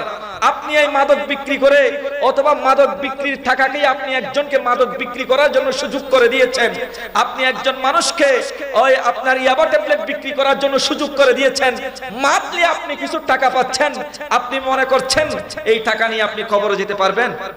কথা বলেন, পারবেন? আপনি যাদেরকে এই মাদক বিক্রির টাকা খাওয়াচ্ছেন, আপনার সন্তানদেরকে, আপনার পরিবারকে খাওয়াচ্ছেন, কিয়ামতের ময়দানে আপনার সন্তানকে ওই হারাম খাওয়ার কারণে জবাবদিহিতা করতে হবে না, আপনার স্ত্রীকে জবাবদিহিতা করতে হবে না, জবাবদিহিতা করতে হবে আপনাকে, জবাবদিহিতা করতে হবে আপনাকেই, কারণ আপনি তাকে হারাম খাওয়াচ্ছেন। অথবা আপনি মাদক বিক্রি করে, আপনি মাদক বিক্রির টাকা নিয়ে মাদক বিক্রি করার জন্য সুযোগ তৈরি করে দিয়ে মাসে মাসে একটা পার্সেন্টেজ খাচ্ছেন, আপনি ওই টাকাগুলো ব্যাংক ব্যালেন্স করতেছেন, লাখ লাখ টাকা আপনার ব্যাংকে পড়ে আছে, আপনি মারা যাওয়ার পর আপনার সন্তানেরা সেই টাকাগুলো বুক করবে, সেই সম্পদগুলো বুক করবে। কিন্তু যাদের জন্য আপনি এই হারাম কাজে লিপ্ত হয়ে হারাম সম্পদের পাহাড় গড়ে যাচ্ছেন, ময়দান হাসরের মধ্যে আপনার এই সন্তান, আপনার এই আপনজন কাজে আসবে। আল্লাহর কোরআন বলে, ইয়াউমা ইয়াফিরুল মারউ মিন আখি ওয়া উম্মিহি ওয়া আবি ওয়া সাহিবাতিহি ওয়া বানি। কিয়ামতের ময়দান এমন একটা ময়দান হবে, এমন একটা বিচারের দিন হবে, যেই দিন কারো দিকে তাকানোর সময়, যখন আপনার সন্তান যখন আপনাকে দেখবে বাবা বলে পরিচয় দেবে না, আপনার মা যখন আপনাকে দেখবে সন্তান বলে পরিচয় দেবে না, আপনার মহাব্বতের স্ত্রী, যে স্ত্রীকে আপনি নিজের জানের চেয়েও বেশি ভালোবাসেন, ওই স্ত্রীকে আপনি কিয়ামতের ময়দানে স্ত্রী হিসেবে পরিচয় দিবেন না। যে স্ত্রী আপনাকে নিজের প্রাণের চেয়েও মহাব্বত করে ভালোবাসে, ওই স্ত্রী কিয়ামতের ময়দানে আপনাকে স্বামী বলে পরিচয় দিবে না।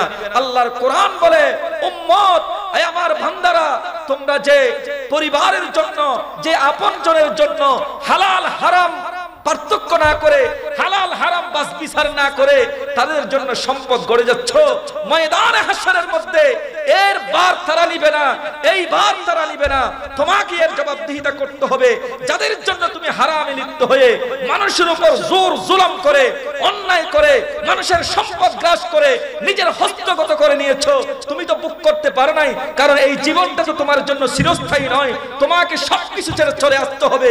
তুমি আসার পর তোমার উত্তরসূরিরা সেগুলো বুক করছে, যাদের জন্য করে আছো। আসল জীবন যেটা তোমার, ওই জীবনে তোমার কোনো কাজে আসবে। ইয়াউমা ইয়াফিরুল মারউ মিন আখি, তোমার ভাই তোমাকে দেখার পর পালিয়ে যাবে, তোমার বোন পালিয়ে যাবে। বোন, আমি একটা নেকির জন্য বেঁচে গেছি, ভাই আমি একটা নেকির জন্য বেঁচে গেছি, একটা নেকি যদি হয় আল্লাহ আমাকে জান্নাত দিবে, তুমি দাও না আমাকে একটা নেকি। মা, আমি একটা নেকির জন্য বেঁচে গেছি আল্লাহর দরবারে, একটা নেকি আমাকে দাও না। বাবা, আমি একটা নেকির জন্য বেঁচে গেছি। বাবা, সন্তান, আমি তোমার পিতা, তোমার জন্য কত কিছু করেছি, আজকে ময়দানে হাসরের মধ্যে একটা নেকির জন্য আমি বেঁচে গেছি, তোমার একটা নেকি দিয়ে আমাকে একটু পার করিয়ে দাও না। সন্তান বলবে, তুমি কি, আমি তো তোমাকে চিনি না।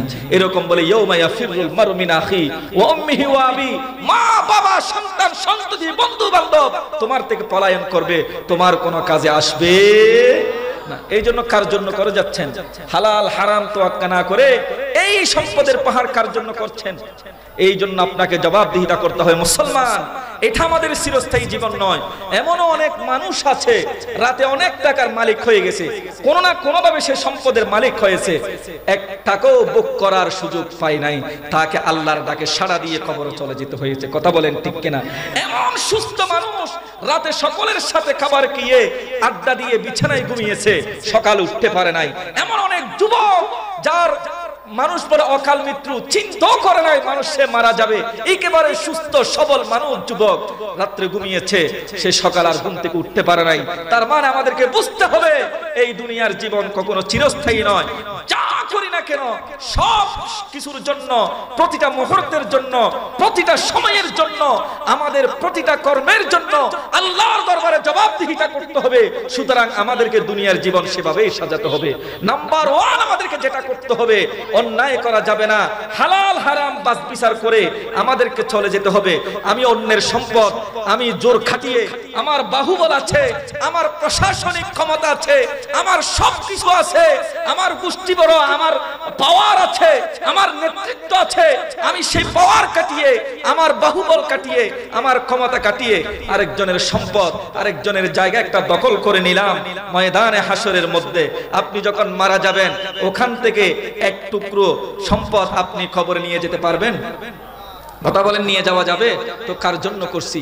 এই জন্য মুসলমান, একজন মুসলমানের প্রতিটা পদক্ষেপ হতে হবে ভেবে চিনতে আমি যে সামনের দিকে পা বাড়াচ্ছি, যে আমার পা যেখানে ফেলতেছি সেখানে পা ফেলার কারণে আমাকে কি জাহান্নামে যেতে হবে, আমি কি আমার পরকালের জীবনে কি শান্তি থাকতে পারবো, এটা মাথায় রেখে যদি মৃত্যুর কথা স্মরণ করে আমি যা কিছু করি না কেন, আমি যে অন্যায় করছি, আরেকজনের উপর জোর খাটিয়ে আরেকজনের উপর শক্তি প্রয়োগ করে তার হক আমি নষ্ট করছি, আমি নিজের হস্তগত করে নিচ্ছি, আমার তো এটুকু সময় নেই যে এই তার থেকে সম্পদ টাকা পয়সা কেড়ে নিয়ে আমি ভোগ করব, সেই সময়ের গ্যারান্টি তো আমার কাছে নেই।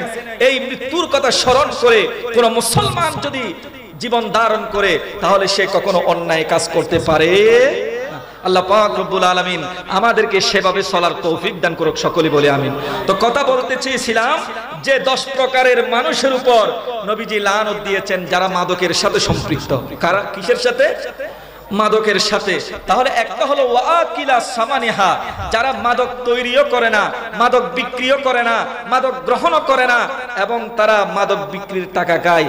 তার মানে বন্ধু আমার, ভাই আমার, তুমি মাদক বিক্রি করতে পারবা, ইয়াবা ট্যাবলেট এই জায়গায় বিক্রি করতে পারবা, তোমার যা বাইরে যা করতে হয় সবকিছু আমি করব, তুমি নীরবে সব তোমার কাজ চালিয়ে যেতে পারবা, কিন্তু এর জন্য আমাকে মাঝে মাঝে মাসিক একটা অথবা তোমার যেটুকু তুমি সেল করো তোমার মাদক, সেখান থেকে আমাকে একটা পার্সেন্টেজ দিতে হবে। এরকম মানুষ আছে কি নাই?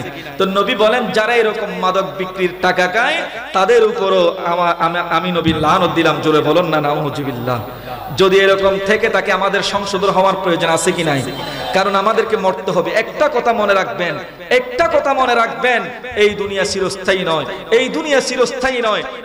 একটা মিনিট আপনি চোখ বন্ধ করে একটু খেয়াল করুন যে আমার বাবা নাই, আমার দাদা নাই, আমার পরদাদা নাই, আমার নানি নাই, আমার নানা নাই, তারা কোথায়? তারা তো এখানে ছিল, তারা তো এত সুন্দরভাবে দুনিয়ার জীবন যাপন করেছিল, কত সম্পদ তারা রেখে গিয়েছে, ভোগ করতে পারছে না, তাহলে তারা কোথায়? তারা কবরে। আমাদেরকেও সেখানে যেতে হবে। সুতরাং আমি কি জন্য অন্যায় কাজ করছি? এই যে অন্যায়ের কারণে আল্লাহর দরবার আমাদেরকে পাকড়াও হতে হবে। মুসলমানকে কত অন্তরে রেখে যদি কোন মুসলমান জীবন ধারণ করতে পারে তাহলে সেই মুসলমানের দুনিয়া এবং আখিরাতের জীবন উভয়টা সফল। জোরে বলুন না সুবহানাল্লাহ।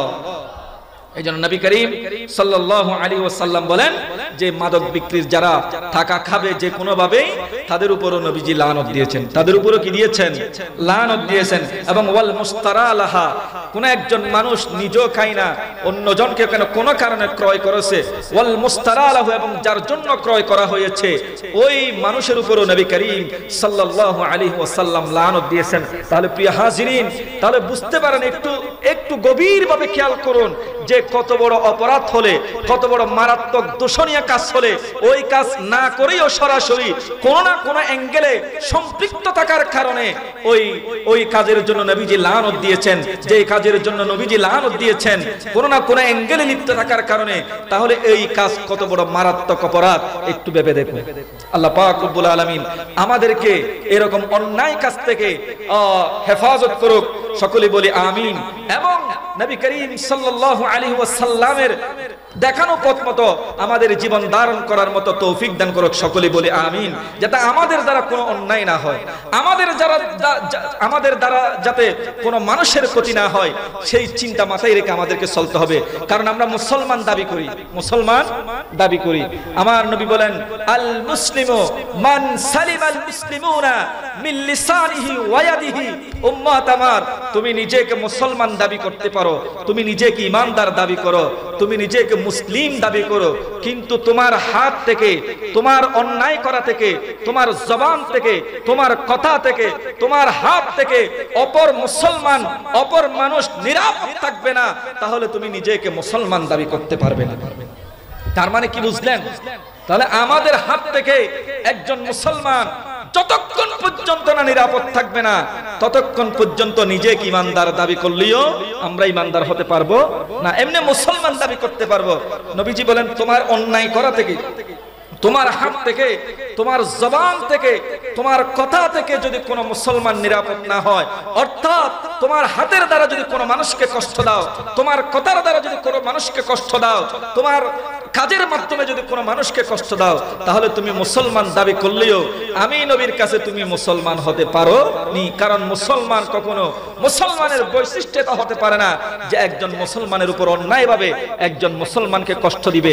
এই জন্য নবী করিম সাল্লাল্লাহু আলাইহি ওয়াসাল্লাম বলেন, লিল মুসলিমি আলাল মুসলিমি হারামুন দামুহু ওয়া মালুহু ওয়া ইরজুহু। একজন মুসলমানের জন্য আরেকজন মুসলমানের রক্ত হারাম করা হয়েছে। একজন মুসলমানের জন্য আরেকজন মুসলমানের সম্পদ অন্যায়ভাবে গ্রাস করা হারাম করা হয়েছে। একজন মুসলমানের জন্য আরেকজন মুসলমানের সম্মান নষ্ট করা, এটা ইসলাম হারাম করে দিয়েছেন। জোরে বলুন না সুবহানাল্লাহ। তাহলে কোন মুসলমান আরেকজন মুসলমানের রক্তপাত করতে পারে না, এটা হারাম।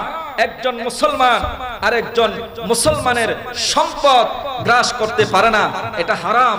একজন মুসলমান কখনো যে কোনো ভাবে, যে কোনো উপায়ে, যে কোনো ভাবে আরেকজন মুসলমানের সম্মান হানি করার অধিকার ইসলাম দেয় নাই। এটাই হচ্ছে ইসলাম, এটাই হচ্ছে ইসলাম। যে ইসলাম আপনাকে একজন মুসলমান হয়ে আরেকজন মুসলমানের সম্মান নষ্ট করা আপনার জন্য হারাম করে দিয়েছেন, এই অধিকার আপনাকে দেয় নাই। যদি আপনি নিজেকে মুসলমান দাবি করেন, তাহলে আপনার হাত থেকে, আপনার জবান থেকে, আপনার কথা থেকে, আপনার আচরণ থেকে অন্য মুসলমান কষ্ট পেতে পারবে না। আপনার জবান, আপনার কথা, আপনার কাছ থেকে, আপনার হাত থেকে একজন মুসলমান নিরাপদ থাকতে হবে, তাহলেই আপনি মুসলমান দাবি করতে পারবেন। জোরে বলুন না সুবহানাল্লাহ। আমরা অনেকভাবে মানুষের উপর জুলুম করি, অনেকভাবে অন্যায় করি, অবিচার করি, অনেকভাবে জুলুম করি মানুষের উপর, অনেকভাবে মানুষকে হয়রানির মধ্যে, মানুষকে অন্যায়ভাবে মানুষকে বিভিন্ন হয়রানি করি। এটা ইসলাম হারাম করে দিয়েছেন। ইসলাম এটা হারাম করে দিয়েছেন। মুসলমানের সম্মান নষ্ট করা যাবে না, মুসলমানের সম্মান হানি করা যাবে না, মুসলমানের ইজ্জত নষ্ট করা যাবে না। আমরা অনেকেই বলে দুষ্টুমি করে যে একজন এরকম একটা জনসমাবেশে কোনোভাবেই কোনো মুসলমানকে এইভাবে কথা বলে একজন মুসলমানকে আমরা লজ্জিত করি, এটাও একজন মুসলমানের জন্য হারাম। এটাও মুসলমানের জন্য হারাম। কেন হারাম করেছেন? কারণ এগুলোর মাধ্যমে ভ্রাতৃত্ববোধ নষ্ট হয়ে যায়, সহমর্মিতা নষ্ট হয়ে যায়, সহনশীলতা নষ্ট হয়ে যায়। যখন একজনের প্রতি আরেকজনের ভ্রাতৃত্ববোধ নষ্ট হয়ে যাবে, একজনের প্রতি আরেকজনের সহমর্মিতা নষ্ট হয়ে যাবে, একজনের প্রতি আরেকজনের সহনশীলতা নষ্ট হয়ে যাবে, তখন সেই সমাজের মধ্যে শান্তি থাকবে। কথা বলেন, শান্তি থাকবে? কথা বলেন, শান্তি থাকবে? আমরা অনেকভাবে মানুষের উপর অন্যায়ভাবে মানুষকে আঘাত করি কি করি না? যার একটু জোর আছে, ক্ষমতা আছে, অন্যায়ভাবে মানুষকে আঘাত করি, অন্যায়ভাবে মানুষকে গালি দিই। কিয়ামতের ময়দানে এগুলোর জন্য আমাদেরকে জবাবদিহিতা করতে হবে।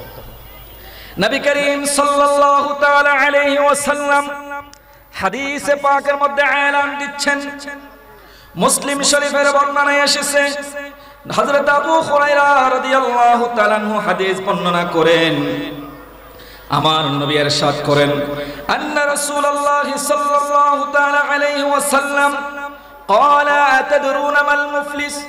আমার সাহাবায়ে কেরাম, তোমরা কি জানো তোমাদের মধ্যে গরীব কে? নবীজি সাহাবীদের থেকে জিজ্ঞাসা করলেন, ওগো আমার সাহাবী, তোমরা বলে তো তোমাদের মধ্যে গরীব কে?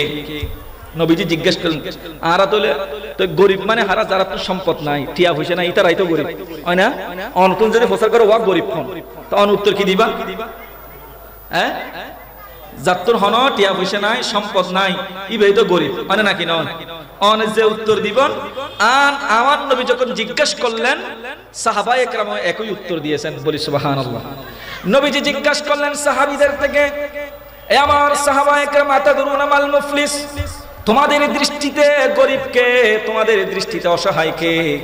তোমাদের দৃষ্টিতে অসহায় কে? সাহাবায়ে কেরাম বললেন, ইয়া রাসূলুল্লাহ, ইয়া হাবিবাল্লাহ, ক্বালা আল মুফলিসু ফিনা মান লা দিরহাম লাহু ওয়ালা মাতা। ইয়া রাসূলুল্লাহ, ইয়া হাবিবাল্লাহ, আমাদের মধ্যে অসহায় গরিব হলো যাদের কোনো সম্পদ নাই, যাদের কোনো টাকা নাই, যাদের কোনো পয়সা নাই, তারাই হচ্ছে গরিব। তারাই হচ্ছে কি? গরিব। এমনি স্বাভাবিক দৃষ্টিতে এটাই তো, যে যাদের কোনো সম্পদ নাই, যাদের কোনো টাকা পয়সা নাই, তারাই হচ্ছে কি? গরিব।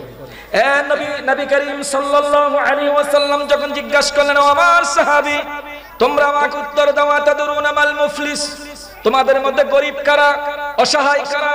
দুর্বল কারা? সাহাবায়ে কেরাম উত্তর দিলেন, ক্বালু আল মুফলিসু ফীমা মাল্লা দিরহামা ওয়ালা মাতা। ইয়া রাসূলুল্লাহ, ইয়া হাবিবাল্লাহ, আমাদের মধ্যে গরীব হলো যাদের কোনো সম্পদ নাই, যাদের কোনো টাকা পয়সা নাই, তারাই হলো গরীব। বলি সুবহানাল্লাহ।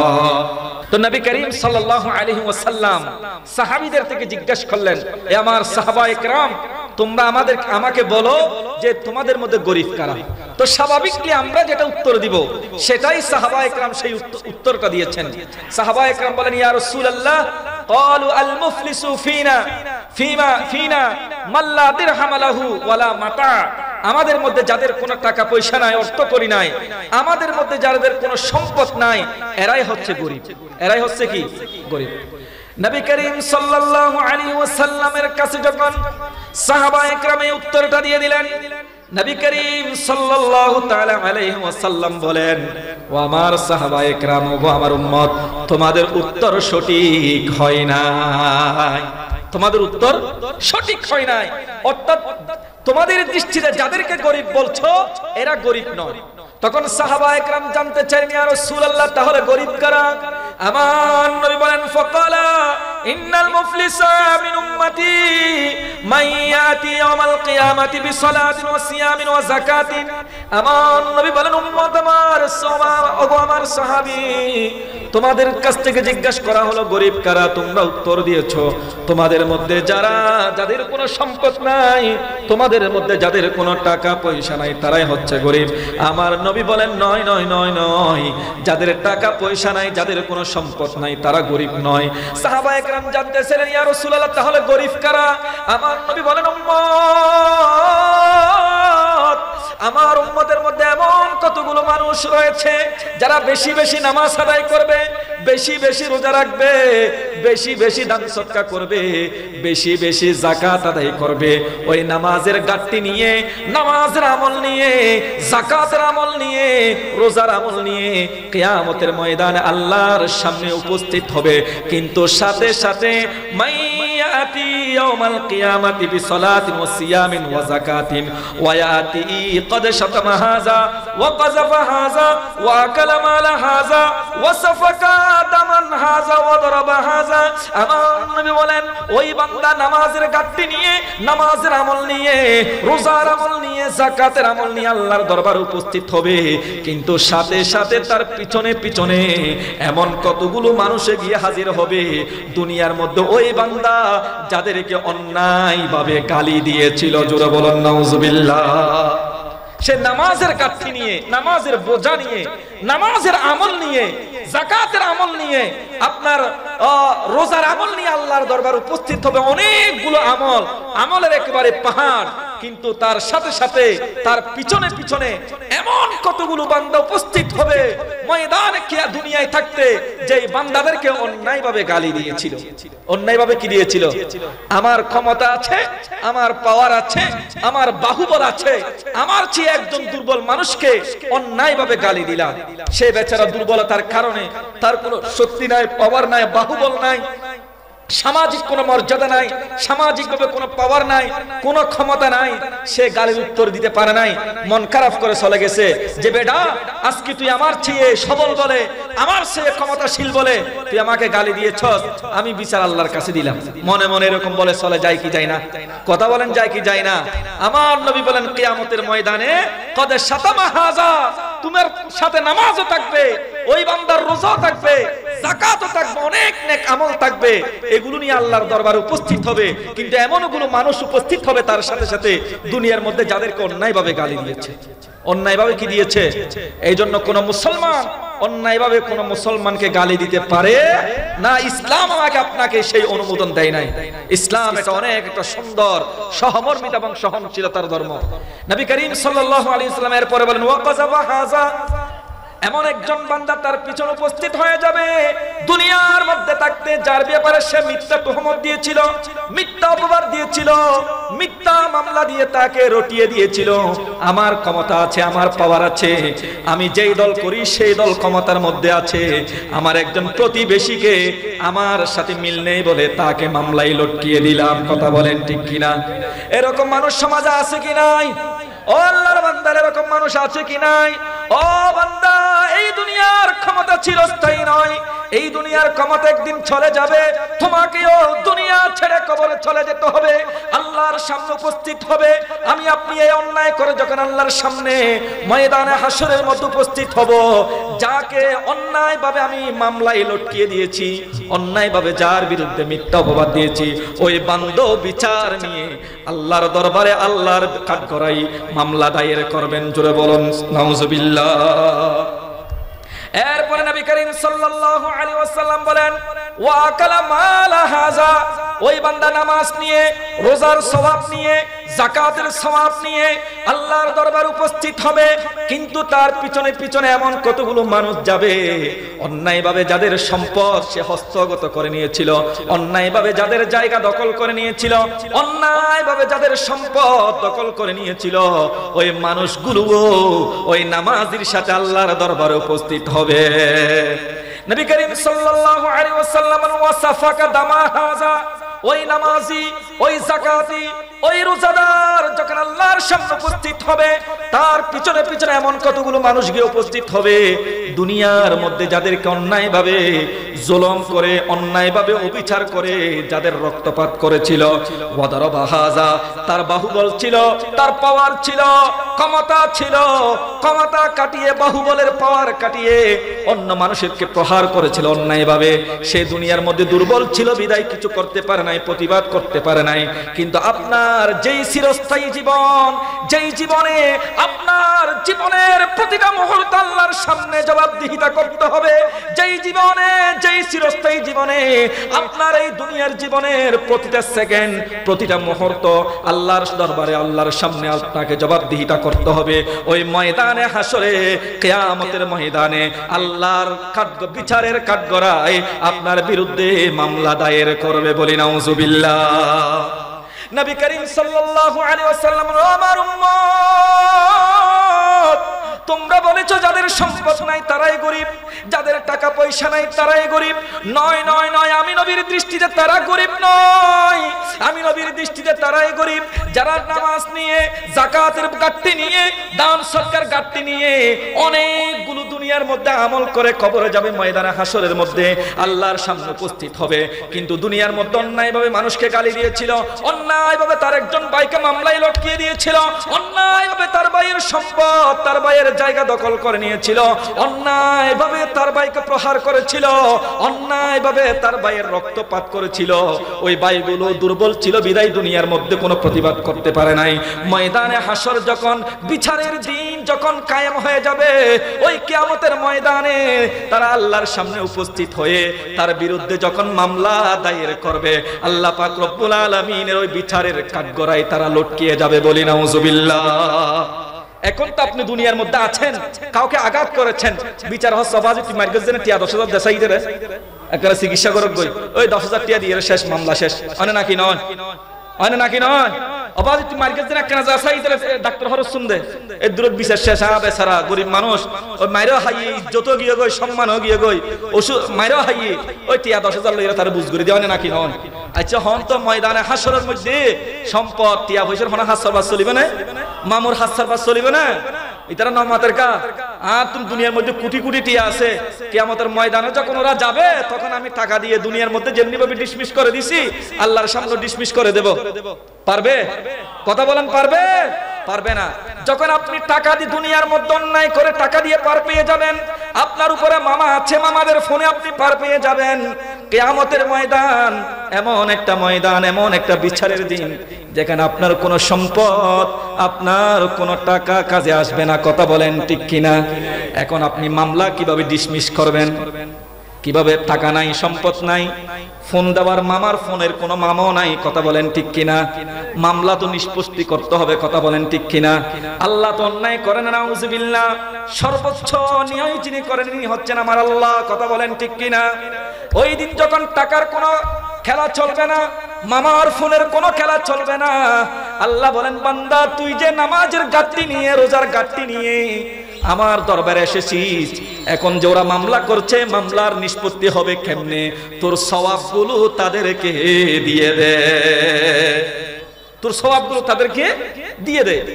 এরপরে ওই বান্দা তার নামাজের সওয়াব, রোজার সওয়াব, দান সদকার সওয়াব, যাকাতের সওয়াব, যেই সওয়াবগুলো নিয়ে ময়দানে হাশরের মধ্যে আল্লাহর সামনে উপস্থিত হয়েছে সেগুলো দিয়ে দিবে। যাদের হক নষ্ট করেছে দুনিয়ার মধ্যে তাদেরকে দিয়ে দিবে। এখন তার এখন ওই আমল শেষ হয়ে গেছে, রোজার আমল শেষ, দান সদকার আমল শেষ, যাকাতের আমল শেষ, কিন্তু হকদার রয়ে গেছে। ফনাদার তা গিয়ে অনাদার হয়তো বুঝতে লাগবেন না, টিয়া শেষ কিন্তু ফনাদার আছে। এখন কি করিব? আমার আল্লাহ বলেন, ও বান্দা তোর কাছে তো এখন নাই, যাদেরকে তুই মেরেছিলি অন্যায় ভাবে, যাদেরকে তুই গালি দিয়েছিলি অন্যায় ভাবে, যাদের সম্পদ অন্যায় ভাবে গ্রাস করেছিলি, হস্তগত করেছিলি, যাদেরকে অন্যায় ভাবে মামলায় লটকিয়ে দিয়েছিলি, যাদের বিরুদ্ধে মিথ্যা অপবাদ দিয়েছিলি, তারা যে দুনিয়ার মধ্যে গুনাহগুলো করেছে, আমার আল্লাহ ওই উখিজা মিন খাতায়াহুম ফাতুরিহাত আলাই, তাদের গুনাহগুলো নিয়ে ওই বান্দার কাদের মধ্যে চাপিয়ে দিবে এবং ওই বান্দাকে সুম্মা তুরিহা ফিন্নার, ওই গুনাহগুলো সহ ওই নামাজি, ওই রোজাদার, ওই যাকাত আদায়কারীকে জাহান্নামের মধ্যে নিক্ষিপ্ত করবে। বলি নাউজুবিল্লাহ। তার নামাজও আছে, রোজার আমলও আছে, দান সদকার আমলও আছে, তার কোন আমল তাকে বাঁচাতে পারে নাই। দুনিয়ার মধ্যে যাদের প্রতি অন্যায় করেছিল ওই মামলা ডিসমিস করার জন্য, মামলা নিষ্পত্তি করার জন্য তার সমস্ত আমল তাদেরকে দিয়ে দেওয়া হয়েছে এবং যাদের উপর অন্যায় করেছিল তাদের বদ আমলগুলো তাকে চাপিয়ে দিয়ে তাকে জাহান্নামে নিক্ষেপ করা হয়েছে। বলি নাউজুবিল্লাহ। কোন ফার পাবেন না সেদিন। এমনকি হাদিসে পাকের মধ্যে এসেছে দুনিয়ার মধ্যে, আচ্ছা বলেন তো চতুষ্পদ জন্তুর কোন বিবেক আছে? কথা বলেন। নবী করিম সাল্লাল্লাহু আলাইহি ওয়াসাল্লাম বলেন, সেদিন আল্লাহ পাক রব্বুল আলামিন ময়দানে হাশরের মধ্যে এমন নিয়ম বিচার করবেন, দুনিয়ার মধ্যে কোন শিংবিহীন ছাগল, কোন শিংবিহীন ছাগলকে একটা শিংওয়ালা ছাগলে যদি একটা কি মারে, আঘাত করে শিং দিয়ে, কিয়ামতের ময়দানে ওই শিংবিহীন, শিং ছাড়া এবং শিংওয়ালা ছাগলগুলোকে আল্লাহ পাক রব্বুল আলামিন আবার পুনরুজ্জীবিত করবেন। আল্লাহ এমন ভাবে নিয়ে বিচার প্রতিষ্ঠা করবেন যে এখানে পার পেয়ে যাচ্ছেন মানুষের উপর অন্যায় করে বিচার করে, আল্লাহ এমন ভাবে ইনসাফ প্রতিষ্ঠা করবেন ময়দানে হাশরে যে চতুষ্পদ জন্তু যাদের কোনো বিবেক নাই। নবী করিম সাল্লাল্লাহু আলাইহি ওয়াসাল্লাম হাদিসে পাকের মধ্যে উপমা দিচ্ছেন, হাত্তা ইউকাদ আলিশ শাতিল জালহাই মিনাশ শাতিল করনাই, দুনিয়ার মধ্যে কোন একজন শিংওয়ালা ছাগল যদি শিংবিহীন ছাগলকে আঘাত করে আল্লাহ নিয়ে বিচার প্রতিষ্ঠা করার জন্য ওই ছাগল দুইটাকে পুনরুজ্জীবিত করে, যার দুনিয়ার মধ্যে শিং ছিল না তাকে শিং দিয়ে, ওই দুনিয়ার মধ্যে যেই ছাগলের শিং ছিল তাকে আঘাত করে তার বদলা নিয়ে নিবে। চলো বলুন না সুবহানাল্লাহ। যদি এরকম বিবেকহীন শুধু প্রাণী থেকে যদি এরকম আল্লাহ পাক রব্বুল আলামিন বদলা দিয়ে নিয়ে ন্যায় বিচার প্রতিষ্ঠা করে, যাদেরকে আশরাফুল মাখলুকাত, যাদেরকে বিবেক দেওয়া হয়েছে, আকল দেওয়া হয়েছে, যাদেরকে জ্ঞান দেওয়া হয়েছে, যাদেরকে বুদ্ধি দেওয়া হয়েছে, ভালো মন্দ পার্থক্য করার যাদেরকে জ্ঞান দেওয়া হয়েছে এবং যাদেরকে আশরাফুল মাখলুকাত হিসেবে আল্লাহ শ্রেষ্ঠত্বের মর্যাদা দান করেছেন, তাদের ব্যাপারে আল্লাহ আরো বেশি ইনসাফ কায়েম করবেন। কথা বলেন ঠিক কিনা? এই জন্য আজকের মেসেজ হলো, আমরা যুব সমাজ মাদকের দিকে আমরা পা বাড়াবো না, জোয়ার দিকে পা বাড়াবো না এবং অন্যায় ভাবে কোন মানুষের উপর অন্যায় আচরণ করবো না, জোর জুলুম করবো না। কথা বলেন ঠিক কিনা? রাজি আছেন তো মুসলমান? ইনশাআল্লাহ অন্যায় ভাবে কোন মুসলমানের কোন মানুষের হক নষ্ট করবে না। রাজি আছেন তো? ইনশাআল্লাহ আল্লাহ পাক রব্বুল আলামিন আমাদেরকে সেভাবে আমল করার তৌফিক দান করুক। সকলেই বলি আমিন। আসসালামু আলাইকুম ওয়া রাহমাতুল্লাহি ওয়া বারাকাতুহু।